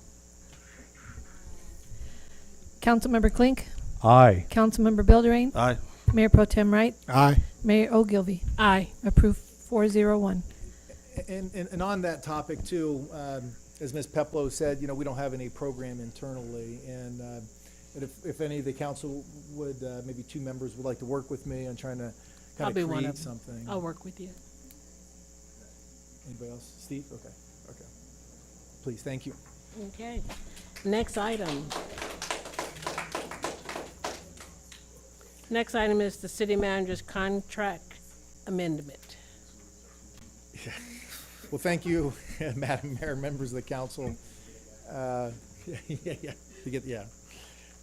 this is the time of year of my contract. I'm a contract employee of the city. So back in, I think it was July, I had the review with the council. Subsequent to that, I had a subcommittee meeting with Mayor Pro Tem, Mayor Ogilvy. Okay, I'm done. And Mayor Pro Tem Wright. And through that negotiation, my request was a COLA increase of 3.5%. A $3,000 increase to my deferred compensation. I will be opting out of our medical insurance, going on my wife's medical insurance. That's a reduction in my compensation. Then the trailing PERS, workman's comp, and et cetera. So in total, it's a 2% increase over my wage in the current year. And I'd be happy to answer any questions. Any questions from the council?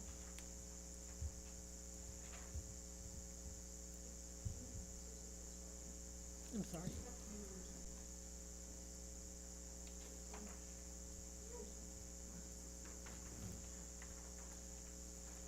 Okay, and this is the public, so Anna O'Hare. I can't hear you with the microphones. Okay. Well, Thank it's you on for 15. listening to me again. We're talking about number 15, city contract amendment, right? City manager. Okay, I have a question. As I understand it from just the numbers here, Mr. Lucchino wants a 2.0% increase in wages. As I take it, is that taxable income?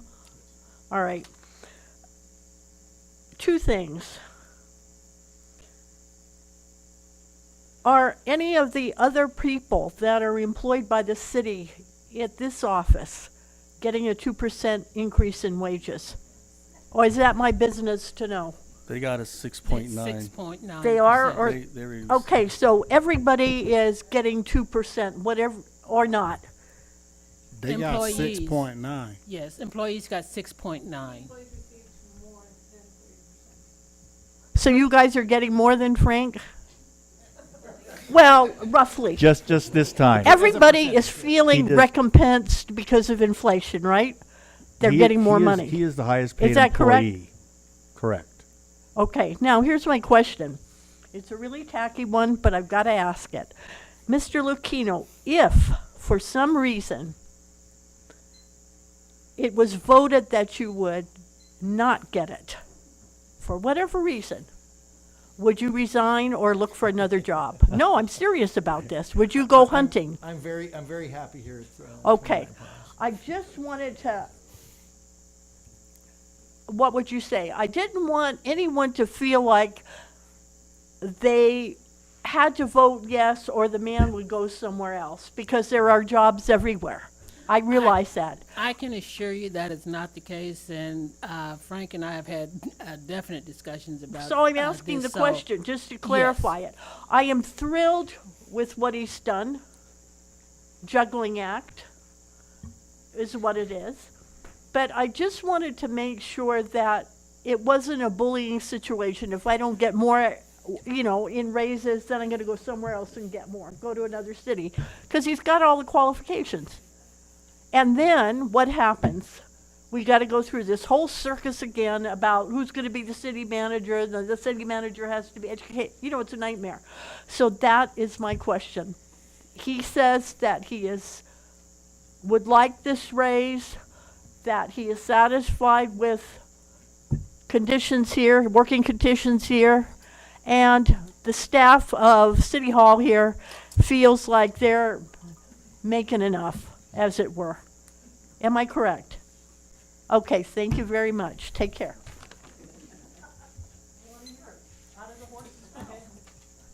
I bring it back to the count. Are there any other questions from the? What happens if he said if I don't get the raise, I go somewhere else? Okay. I will make a motion to this raise of 2% for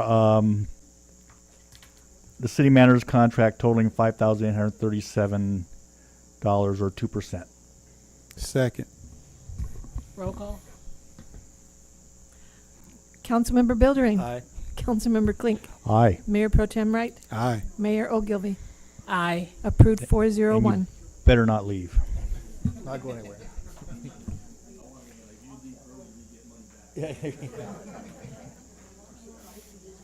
Okay. Oh, that fly. I know. Next is on the agenda is affordable housing.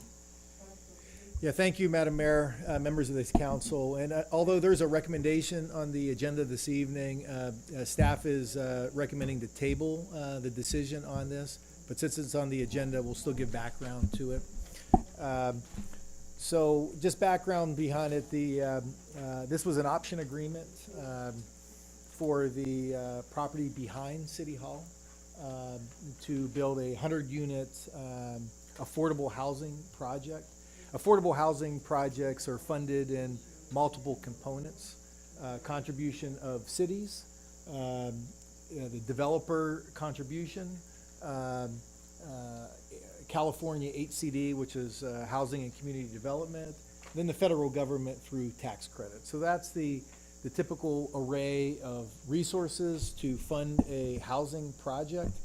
The reason we were bringing this project forward this evening was there was going to be a NOFA, which is a Notice of Funding Availability, a NOFA, this fall, and HCD is pushing it to 2023. So there's not an urgent need to put to this option agreement together today by the council, so we're tabling it now. Staff is still continuing to work on this project. I think in the month of September, October, this will be coming to the Planning Commission to get their entitlements, which is another piece in the pie to be able to put it all together. A couple pieces in the pie have to be that it is entitled, meaning they can do what they want. on the property, that the architectural meets our standards, that it fits on the property and conforms to all of our rules and regulations of the city. So that will be coming to, again, September, October, I think, to get that entitlement. So we will be bringing this option agreement forth probably the latter part of this year, maybe the early part of 2023. But there's no urgency today in which we are tabling it, or staff is requesting to table it. Again, we're continuing to work on affordable housing, but we're just tabling it for this evening. So, no comments from the council? Yeah, Still public, yeah. any comments from the public?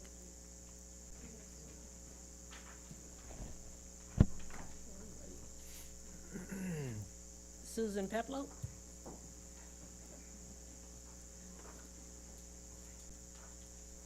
Well, it's tabled, so. But I'm gone next month, so I'm out of the country, so you guys got a pass. I just wanted to say I watched the Planning Commission. I was in attendance for the presentation at that time, and I think it's a really great project. I like the land use behind City Hall. I'm really happy to see that bond money starting to come together, and so I'm just when the time comes, I think it's a really great program, and I'm excited to see what it can do for the, for the city, and that was about it. So, thank you. Thank you. Any other questions from the public? And just to give the council more information on it, that $1 million, that was discussed this evening, that comes from the origins of Project Phoenix. There was non-housing and housing money for it. The non-housing money we built Project Phoenix with. Now we still have this housing money aside for the primary objective of affordable housing. Okay. All right, then, we're not doing any type of motion, Nope, right? yep. Well, you can make a motion to table that item. Okay. Make a motion to table, item 16. Roll call. Councilmember Bilgering. Aye. Councilmember Klink. Aye. Mayor Pro Tem Wright. Aye. Mayor Ogilvy. Aye. Approved 401. All right. Are there, next is the future council initiated Nope. item. 17. Numbers, okay, I guess I want to just go on, though. Vacation home rental policy update. Yeah, so Madam Mayor, members of the council, so the council has approved the new policy, the new ordinance for vacation home rentals. Then it becomes incumbent on me as your manager to implement that policy. So I wanted to bring forward today just to kind of update kind of where we're at with that implementation. So just a couple, updates of the policy. Again, we're just a receive and file. There's no action staff is anticipating this evening. But as of writing this report, we were at our max of 500 with pending. So I think as of writing this report, we were 336 active, 172 pending. What staff is also going to do is take 25 over and above that, because what we anticipate is some of the pending, for a variety of reasons, probably just won't finish, won't complete, maybe want to do something different, right? So we are going to still take 25 over that. Ultimately, at the end of the day, we won't issue 501. It will still only issue 500, but we're just taking those extra just from a waiting list perspective.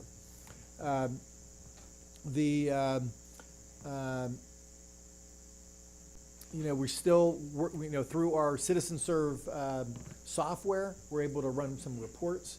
Some of the reports associated with it can, because now our TOT, our VHR folks are putting all their information online, so they're submitting their TOT reports online. So we can run reports now that for 4 quarters, if you will, 1 year. And if there's zeros across the board, that's inactivity. And again, per the policy, that would be a surrender of the license. So we have that in place now through the system. We also track business entities, through the system, because the policy says five max. The minimum required stay is still only 1 day, so that was something that was easier for us to, because it was tough for us to really enforced 2-day minimum. So that is out there and working well.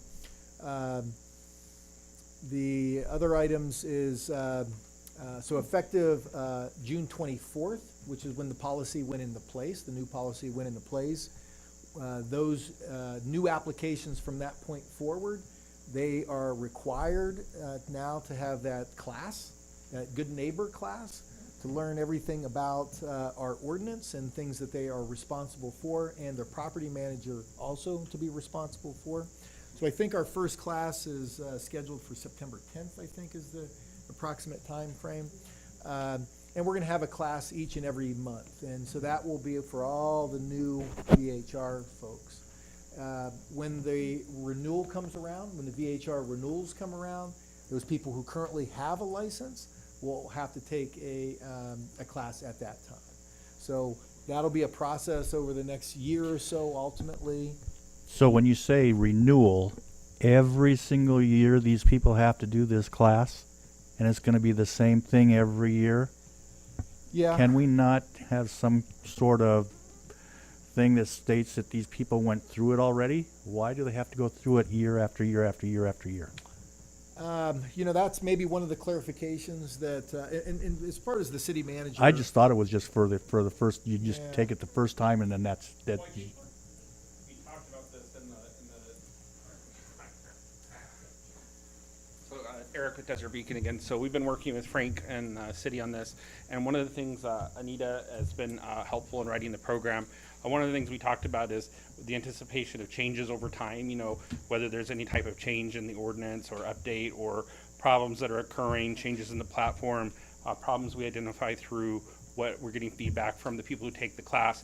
And at that point, like, we would have some sort of just renewal, like kind of like a refresher. I was a ER nurse for 20 years, and every 2 years when we renew our license, you got to kind of go through all your continuing education and make sure you're up to with all the current requirements and making sure you're keeping your practice up to date. It would be kind of similar. So we don't anticipate a full class or something. We could probably do a short online update and as needed. So do they pay for this? Yes. Yes. Yeah, it's like there's a Every cost. year? No. Pardon me, Anita Pecky, Desert Beacon. We spoke about doing it every 3 years, and then on the 3rd year, they would do a refresher course that Eric had mentioned. It would be like a shorter version. The course is about 2 hours long, and I'm hoping with Frank's approval that I can come back in September to do a presentation on what that program looks like, and it'll have a packet with all the information in it, and it'll answer a lot of your questions. Okay. So in the piggyback off of that, you know, again, we have a law, if you will, an ordinance, and again, it becomes incumbent on me to deploy that. And so one of the things, you know, with a new law, we're trying to work through that. And one of the things we actually talked about is, you know, right now you have to renew your license annually. And so you have to pay your fees and go through the process annually. And we talked a little bit about, you know, maybe, because I think Yucca Valley, I believe, has a 2-year, or is it the county? No, Yucca is 2. It's 2 years. 2 years, and the county has multiple years. County too. is 2. I think. Yeah, so ours is every year. So that's one thing we're kind of kicking around, you know, again, it's incumbent on me to deploy this. We'll bring it for council just so you can approve that, but we may do a multi-year license. We're not there yet.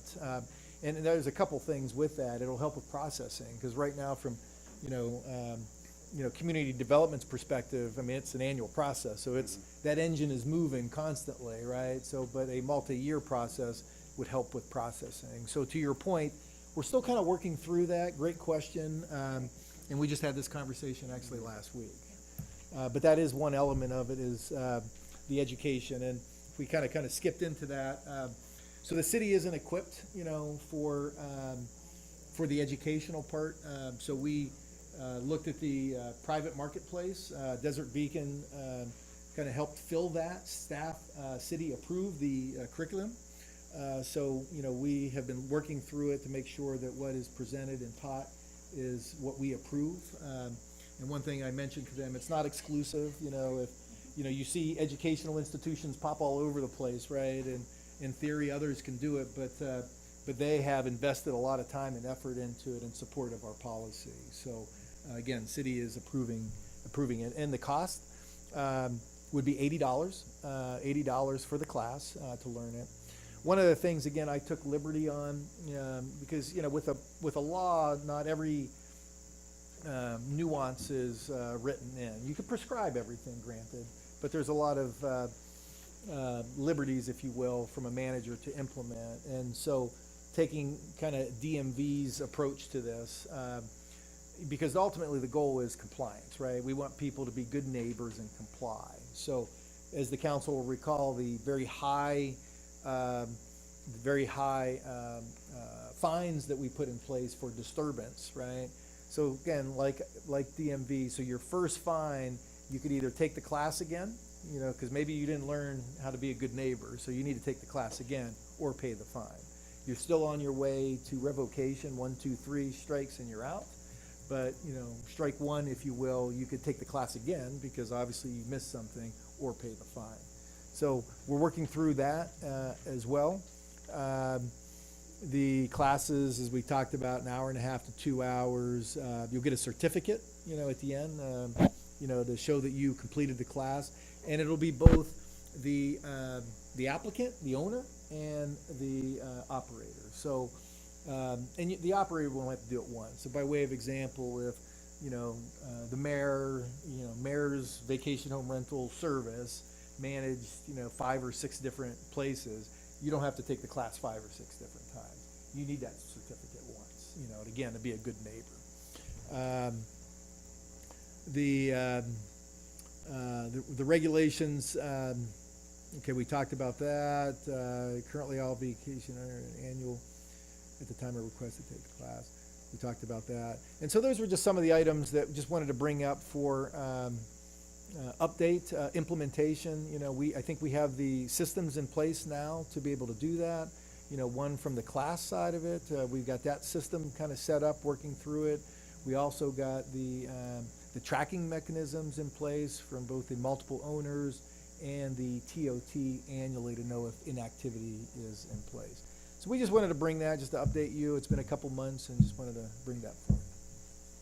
Can I talk about one other thing that's in here, on here is, and I brought it up because I went for the 500 and then I said to look at it in 2030 at the census.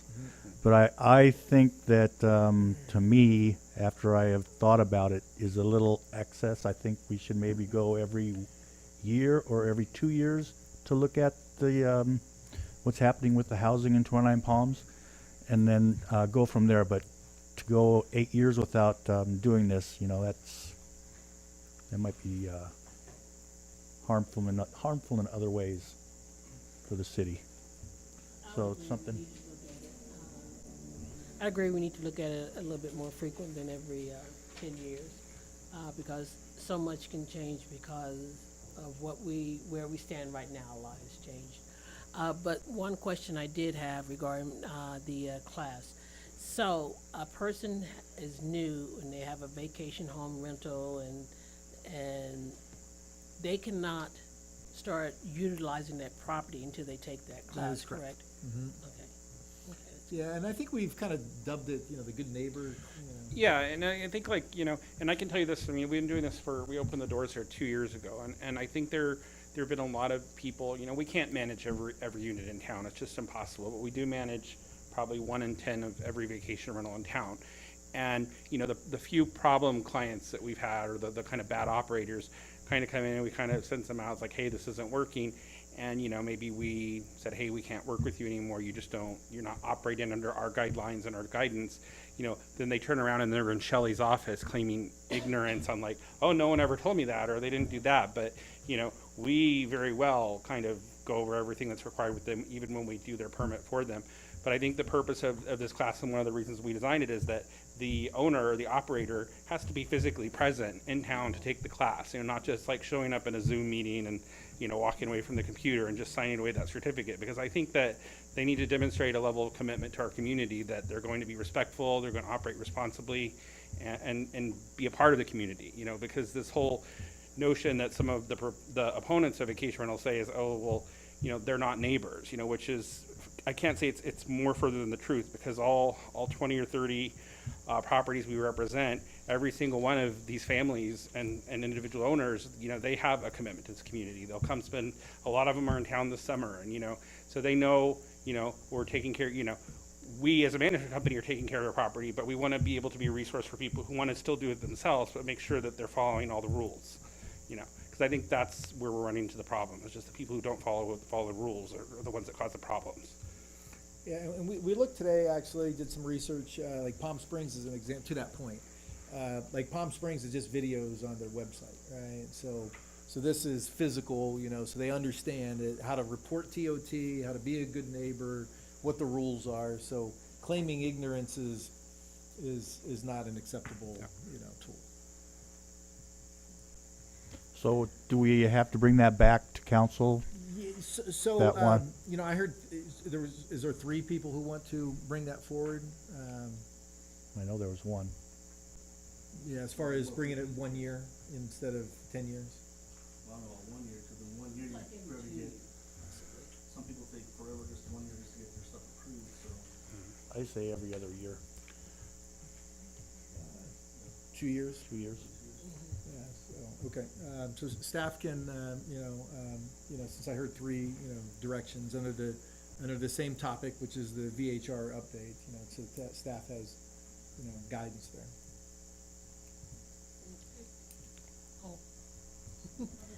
All righty, I'm Thank gonna you. open to the public now. You go, please. Okay, and Susan. I was very excited about tonight's agenda. There's a lot of really good stuff on there. It was talk about a big change from the last, for those of you who are here, last summer's agenda, you know, like August of 2021 was intense. It was a totally different vibe than what's going on right now. The city is really making some great progress on important issues.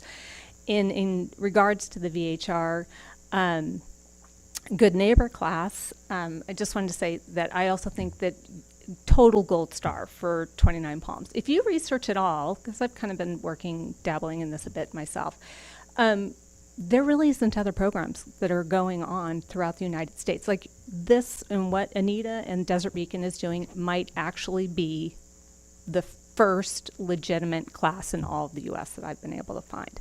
And that you're, you know, insisting for the license to have both the owners and managers attend these classes. It's just going to be beneficial for the community, for the hosts, for the guests, for the, you know, the council themselves, and certainly the people, Mr. Bildering for sure, like the months that was put in to create this ordinance, and it was really, in my opinion, crafted well and thoughtful and gone over at great length. So I think this just one extra step of good neighbors is good policy. So thank you. Thank you.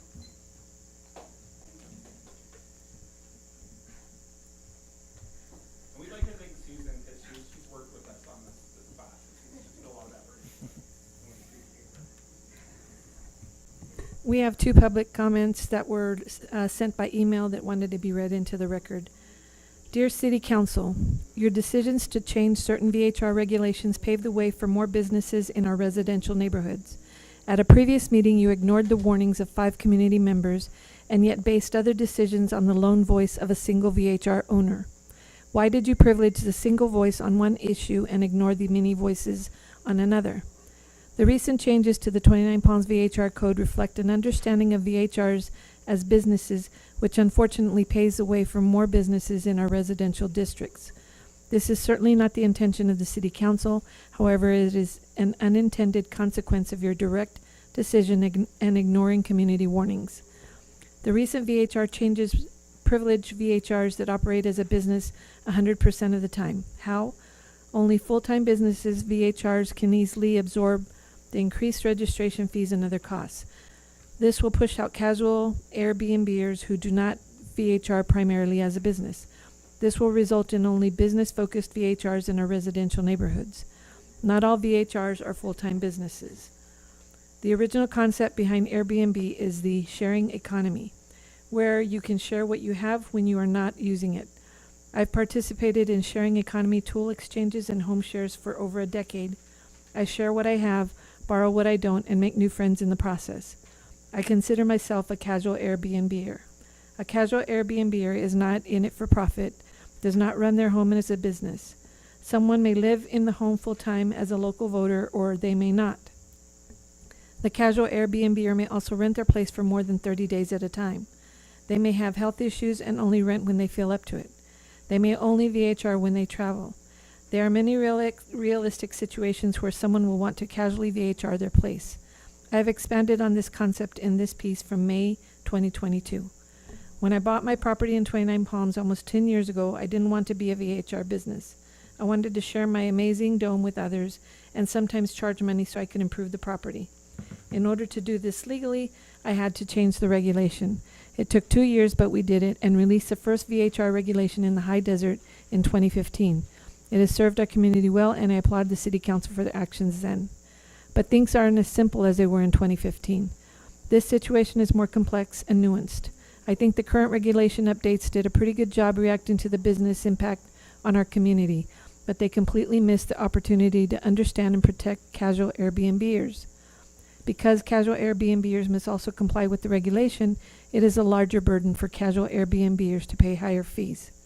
This ends up privileging VHRs run as businesses. I appreciate that the City Council wants to rein in business VHRs. I truly do.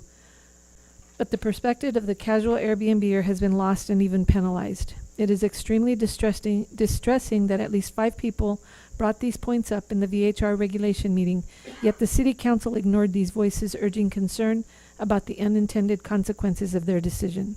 Yet at the same time, the City Council listened to the lone voice of a single VHR owner who owned 4 properties and adjusted the new regulations to accommodate him. I have asked for meetings with the City Council since May 2022 to explain the casual Airbnb scenario and have been pushed off. I have respectfully explained the situation to our City Manager, Frank Lucchino, in what I thought was a step forward and written clear explanation documents outlining my concern, and still I wait for a reply. Unfortunately, if nothing changes, your decisions as a City Council will pave the way for more business VHRs in our quiet residential neighborhoods, and this will be bad for 29 Palms and bad for all VHR owners. Please change the regulations to enable casual Airbnbers to compete with business-focused VHRs. Heather Vicente. And the other one is from Cindy Bernard. I am writing with my ex-member of the STR Advisory Committee hat on. At the July 20th meeting, a prospective STR owner asked you to revisit the cap of 500 and to increase it. I'm asking you to hold firm and resist the inevitable pressure to revisit the cap. It was a good decision by council. However, there is a topic that was brought up in the STR committee that has failed to be addressed. The need to make a distinction between 29 Palms residents who occasionally rent their primary homes as STRs and STRs that are rented 100% of the time, are full-time businesses and make up the majority of STRs in the city. Casual Airbnber Heather Vicente recently wrote an editorial for the Desert Trumpet newsletter discussing the impact the lack of this distinction is having. Because these residents of our city live in their homes and only rent them occasionally, they are less able to pay the needed increases in permit and renewal fees that the full-time business STRs are able to pay. Heather argues that the result is the regulations favor the businesses over residents who rent their homes occasionally.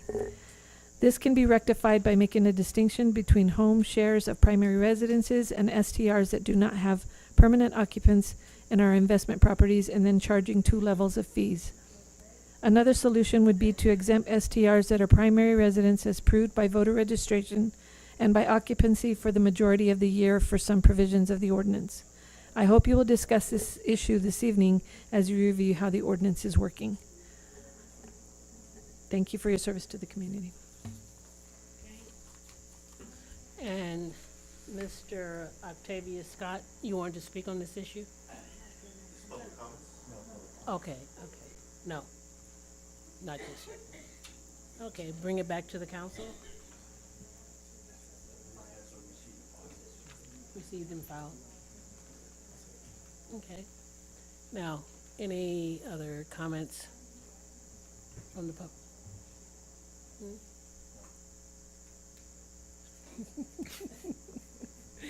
Okay, so it's back at the council. No comments from the council? And am I looking for a motion? Yeah, No? just Okay, information. I got direction on, just bringing it back in a couple years, so. Okay. All righty then. Future council initiated items. Anyone want to add anything, want to take anything away? No. All right. Public comments. This is the time for the public to address the city council on issues within the jurisdiction of the city council that are not on this agenda. All comments are to be directed at the city council and shall not consist of any personal attacks. Members of the public are expected to maintain a professional, courteous decorum during their comments. There is a time limitation of 3 minutes per person. If you haven't already done so, please fill out a name and address slip and give them to the city clerk. The city council is prohibited by state law from taking action or discussing items not included on the printed agenda. Public comments on specific agenda items will be deferred until consideration of the item on the agenda.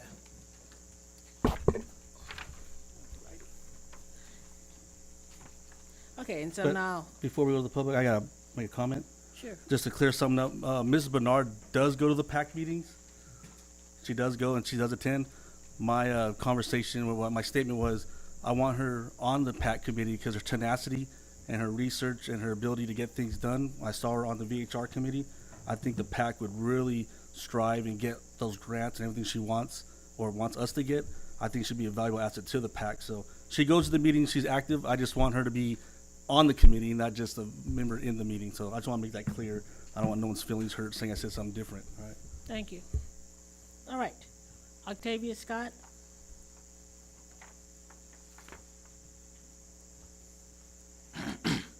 Good evening, council. That's going to be a little awkward because Cindy Bernard sent me a text. And that text, she wants the council to know that she has been in touch with Pat Flanagan about the Public Arts Advisory Committee and that she wanted to attend the PAC meeting prior to applying. She attended the July meeting, but the 2 openings as in the committee were filled at that meeting. She brought a California Art Council grant application to the meeting. They had not been looking at grant opportunities as far as she knows, but the PAC felt they couldn't meet the deadline as they weren't meeting again in August. She maintains that the city needs to allocate more funding for arts and culture. No need to read it now. Thank you so much. But the last thing I want to say is I really appreciated the city council's decision to fund the ARC. I thought that was excellent. Okay, thank you. Anna O'Hare? Okay. Okay, me again. I read the little article in the Desert Trail where Mr. Wright mentioned that he hoped, or he was going to try, to, in some way, shape, or form, I don't know how.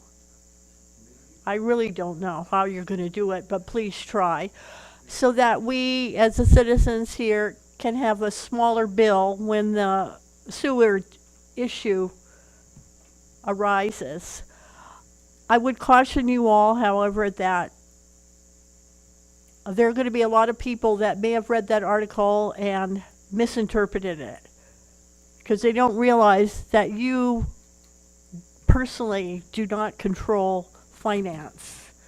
So I would caution everybody with that, and I would also like to remind everybody in the development community, engineers, etc., that if we're going to worry about paving roads and all of these sorts of things, and then having to dig up what we've already paved because the sewage system's coming in or other things are coming in, please coordinate the effort.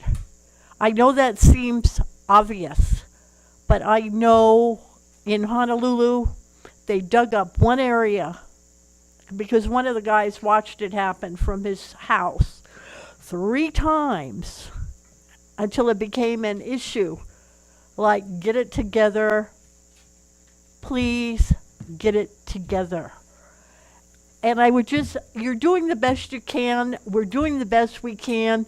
The home rental issue, vacation home rentals, is a worldwide phenomena that's a nightmare everywhere, I'm sure. And the housing, the homeless issue, unfortunately, as I was told by one of the previous city managers when I brought it up many years ago, he said, Anna, you don't want to go there. Well, we are there. I don't know what we can do, set up camps, whatever. But you all realize, of course, there are people that do not want to live in a house. They want to be out and free.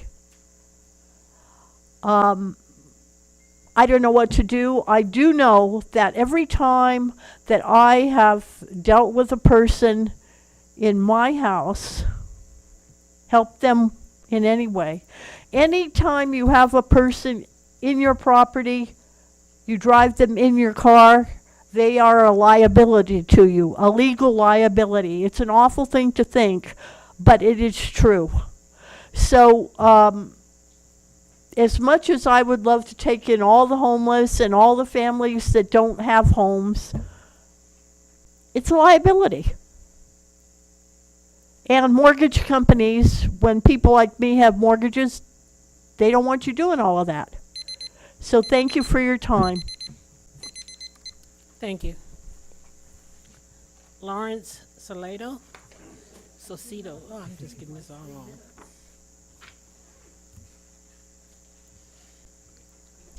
Hello, everybody. Lawrence Salcedo here. Before I begin my initial application or for coming here and bringing an issue up, I think Mr. Klink had a fabulous idea as far as the roads. I know there's no way we can adopt 50 more miles of roads, but if we could adopt one road, say every 2 years, I think it's a definite step forward. So maybe we can look at that. Indian Cove neighborhood. That's where I live. There's a lot of building. There's a lot of interest. And I'm all for it. What I'm not for in the neighborhood is 2-story buildings going up in that area. Everybody here knows a story of Up. You know, it's about the old couple, and they resist the empire, and he resists until the last minute, and they're building all around him, and he kind of feels trapped. One of the things we like about our desert is our space and everything else. In Indian Cove right now, I think there's 3 2-story buildings. 2 of them are right on top of another person, or right on top of somebody else, and they lost their whole view of the park. And so I think a study needs to be done to maintain that view, north of 62. I would like to see it east and west of 62 for Twentynine Palms, and north of 62, no 2-story buildings. That whole area is, it's a good view. We like the desert, and if there's 2-story buildings going up in your neighborhood, that limits it. So if you could please look at that and, see what we can do about that. I greatly appreciate that. The second thing is Indian Cove Road. They're out there religiously, so I have no complaints on that. It is a heavily trafficked road due to the park entrance there. With that being said, we have a ton of speeders going up and down that road. Motorcycles, cars, everything. We just became empty nesters. We want to travel. We want to, we want to enjoy our sunsets. We want to enjoy our, anything that Indian Cove has to offer as far as, walking up and down our neighborhood. We have speeders galore on that road.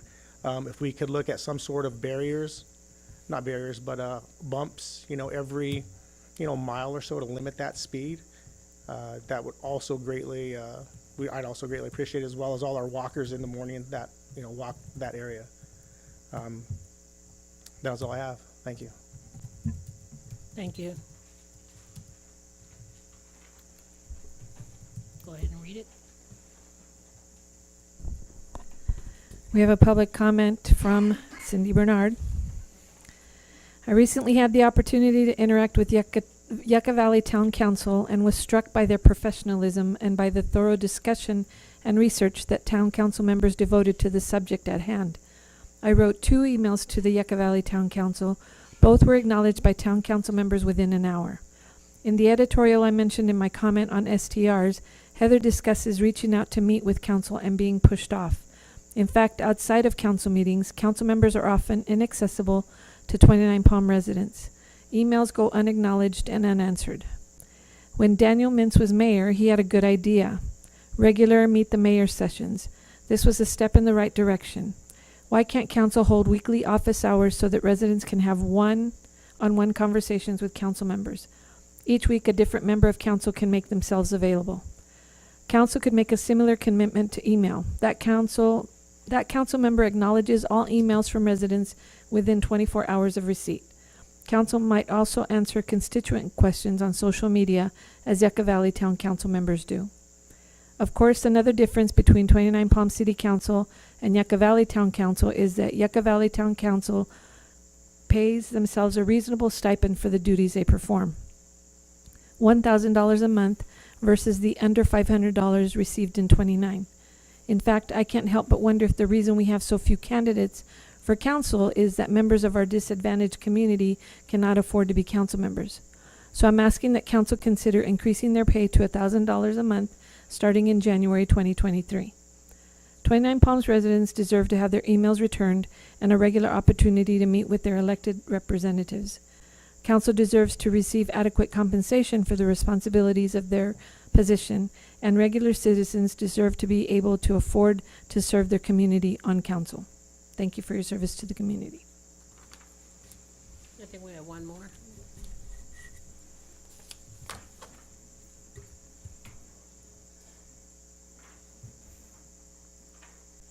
Good afternoon, Madam Mayor and council members. My name's Anita Pecky. I work for Desert Beacon, and I'm also the board secretary of the 29 Palms Downtown Business Association, known as Rediscover 29. I just wanted to bring to your attention that we have partnered with the city of 29 Palms to launch the kickoff on October 1st, the Pioneer Days. We're really excited. It's from 4 to 10, so we will have outhouse races and arm wrestling competition. There'll be vendors, music, a lot of fun. So I hope you can make it out. If you know anybody that's interested in being part of those competitions, have them look on the rediscover29.com website, and we'd love to have you. And we look forward to seeing you from the community. In addition, I'm not sure if there's a pre-existing feasibility study on this building. However, I do believe, as a resident, that you guys have outgrown these chambers and that you should really consider about doing a feasibility study on potentially doing something a little bigger. And that's just my comment. Thank you. Thank you for your leadership. Where is this going to be at? Oh, sorry. It's going to be at Freedom. New City Hall? Freedom Plaza? It's going to be at Freedom Plaza. Okay. Yeah. Thank you. Thank you. One hand up there. Yes, sir. And then once you're done, fill out another sheet for me. Yes. Jeffrey Johnson, once again, thank you for your attention. It's clear that you want to be very proactive about pursuing the sewer project, but it doesn't seem clear, it's not clear to me why you would pursue any construction on the sewer project before the USGS determines if there's a problem with septic tanks.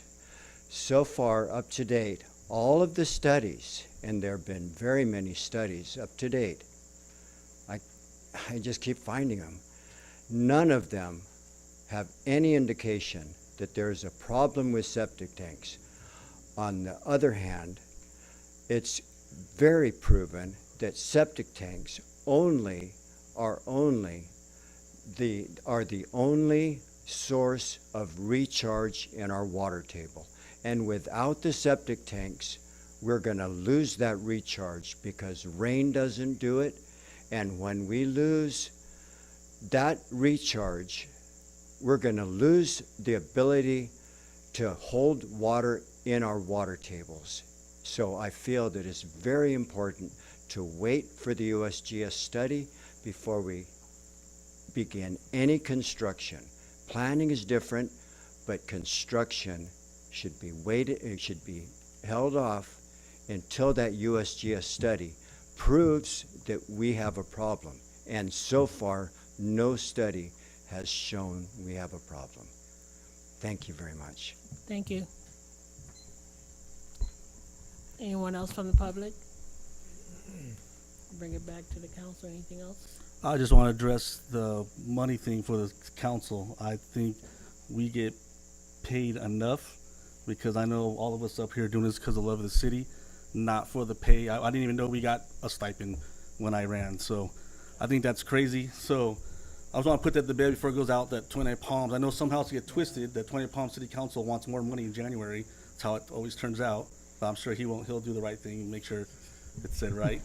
And on the email, I made a mistake when I first got on council. I gave my personal email out because I never really checked the city, and my phone number I gave to people because I want to be contacted a lot, and I do.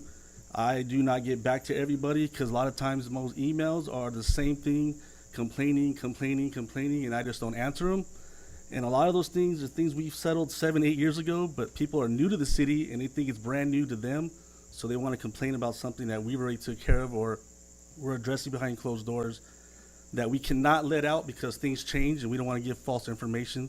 So there's a message without a message sometimes, but it's not because any of us are being disrespectful. There's just some things you just can't say because it gets wildfires and we got to pull it back.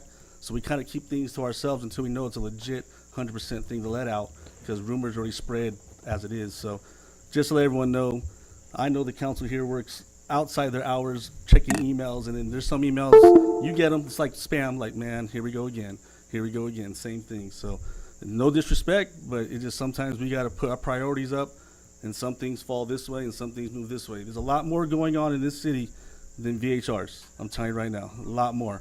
That's what's on, that's the alligator close to the boat right now. We got a homeless problem, we got drug problems, housing problems that we're trying to settle. So just be patient. If any of y'all want to come up here and sit on this, and please run, do it, because you'll get a culture shock real quick, because this is not about you up here. It's gonna be about everyone else in the city. And once you can do that, you'll be successful. That's all I got. So on with the stipend that we get. I've been on the council. It's going to be on 18 years in November, and we have never had an increase in our stipend since I've been on council. So I don't think we up here are here for the people of Twentynine Palms, not to put money into our pockets. But we do have to do things, going out of town. We have to use that extra money for city stuff, and it's okay. But I don't want to be a millionaire on a council. Look at down in Rancho Mirage and all them down there. They're I don't want to have their payroll for council because it's pretty expensive. And then, is there any way we can get this 2-story house in Indian Cove taken a look at to see if we can? If the council, 2 members want to take it on. So currently, the development code does not restrict. Right. So yeah, that would have to be a council action to amend the development code. So we'll do that. Well, I thought it was already restricted. Not 2-story houses within the development code. Okay, so we'll go after that. And then bumps on Indian Cove sounds like a really good idea, because that is it's a drag strip there. I'll work with the captain. I'm sure the captain and lieutenant are back there. They heard it. We'll do some patrols. The speed bumps aren't. They're not an option from a liability perspective on a public road. There's some restrictions and liability concerns on that. But we'll look at enforcement. So talking about that, sorry, I get to. In Compton, they're putting those little discs on the road in the middle of each intersection to stop streetcar racing. Is that going to be a liability for them too then? Probably. I mean, the way, I don't know. I don't know that situation. Yeah. But I mean, it's kind of the same thing. Yeah, speed bumps, because we looked at, and where that relationship came from is Lucky Avenue. They don't even stop there. They don't stop them there. So that was through our traffic engineer. Those are legally required height, and they don't, to that point, right? They're not as good as a real speed bump, but the real speed bumps from the height perspective create liability relations. I'll try to go around them if I can. So that's where that originally came from. Okay. Next is city manager update. And I'll be fast, I know, and really, I'll only give one thing. So, I know you've been, yeah, I know you guys been probably staring at who's this guy at the end of the table here. Most of you probably remember Keith. Keith Gardner, before Travis Clark was here, helped us out, I don't know, year, maybe 2 years, in community development, before he went on to Riverside County.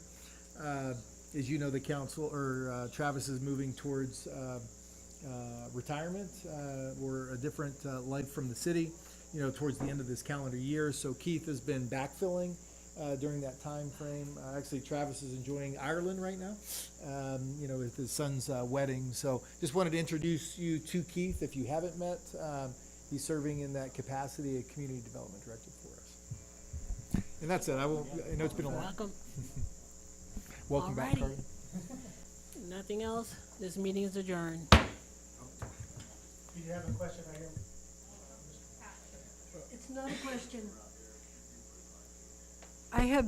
It's been almost impossible to hear you most of the meeting. And I think it would be a good idea to test the sound at the next meeting, because you got some old ears and I was in the front row and the lady next to me was, anyway, just a thought.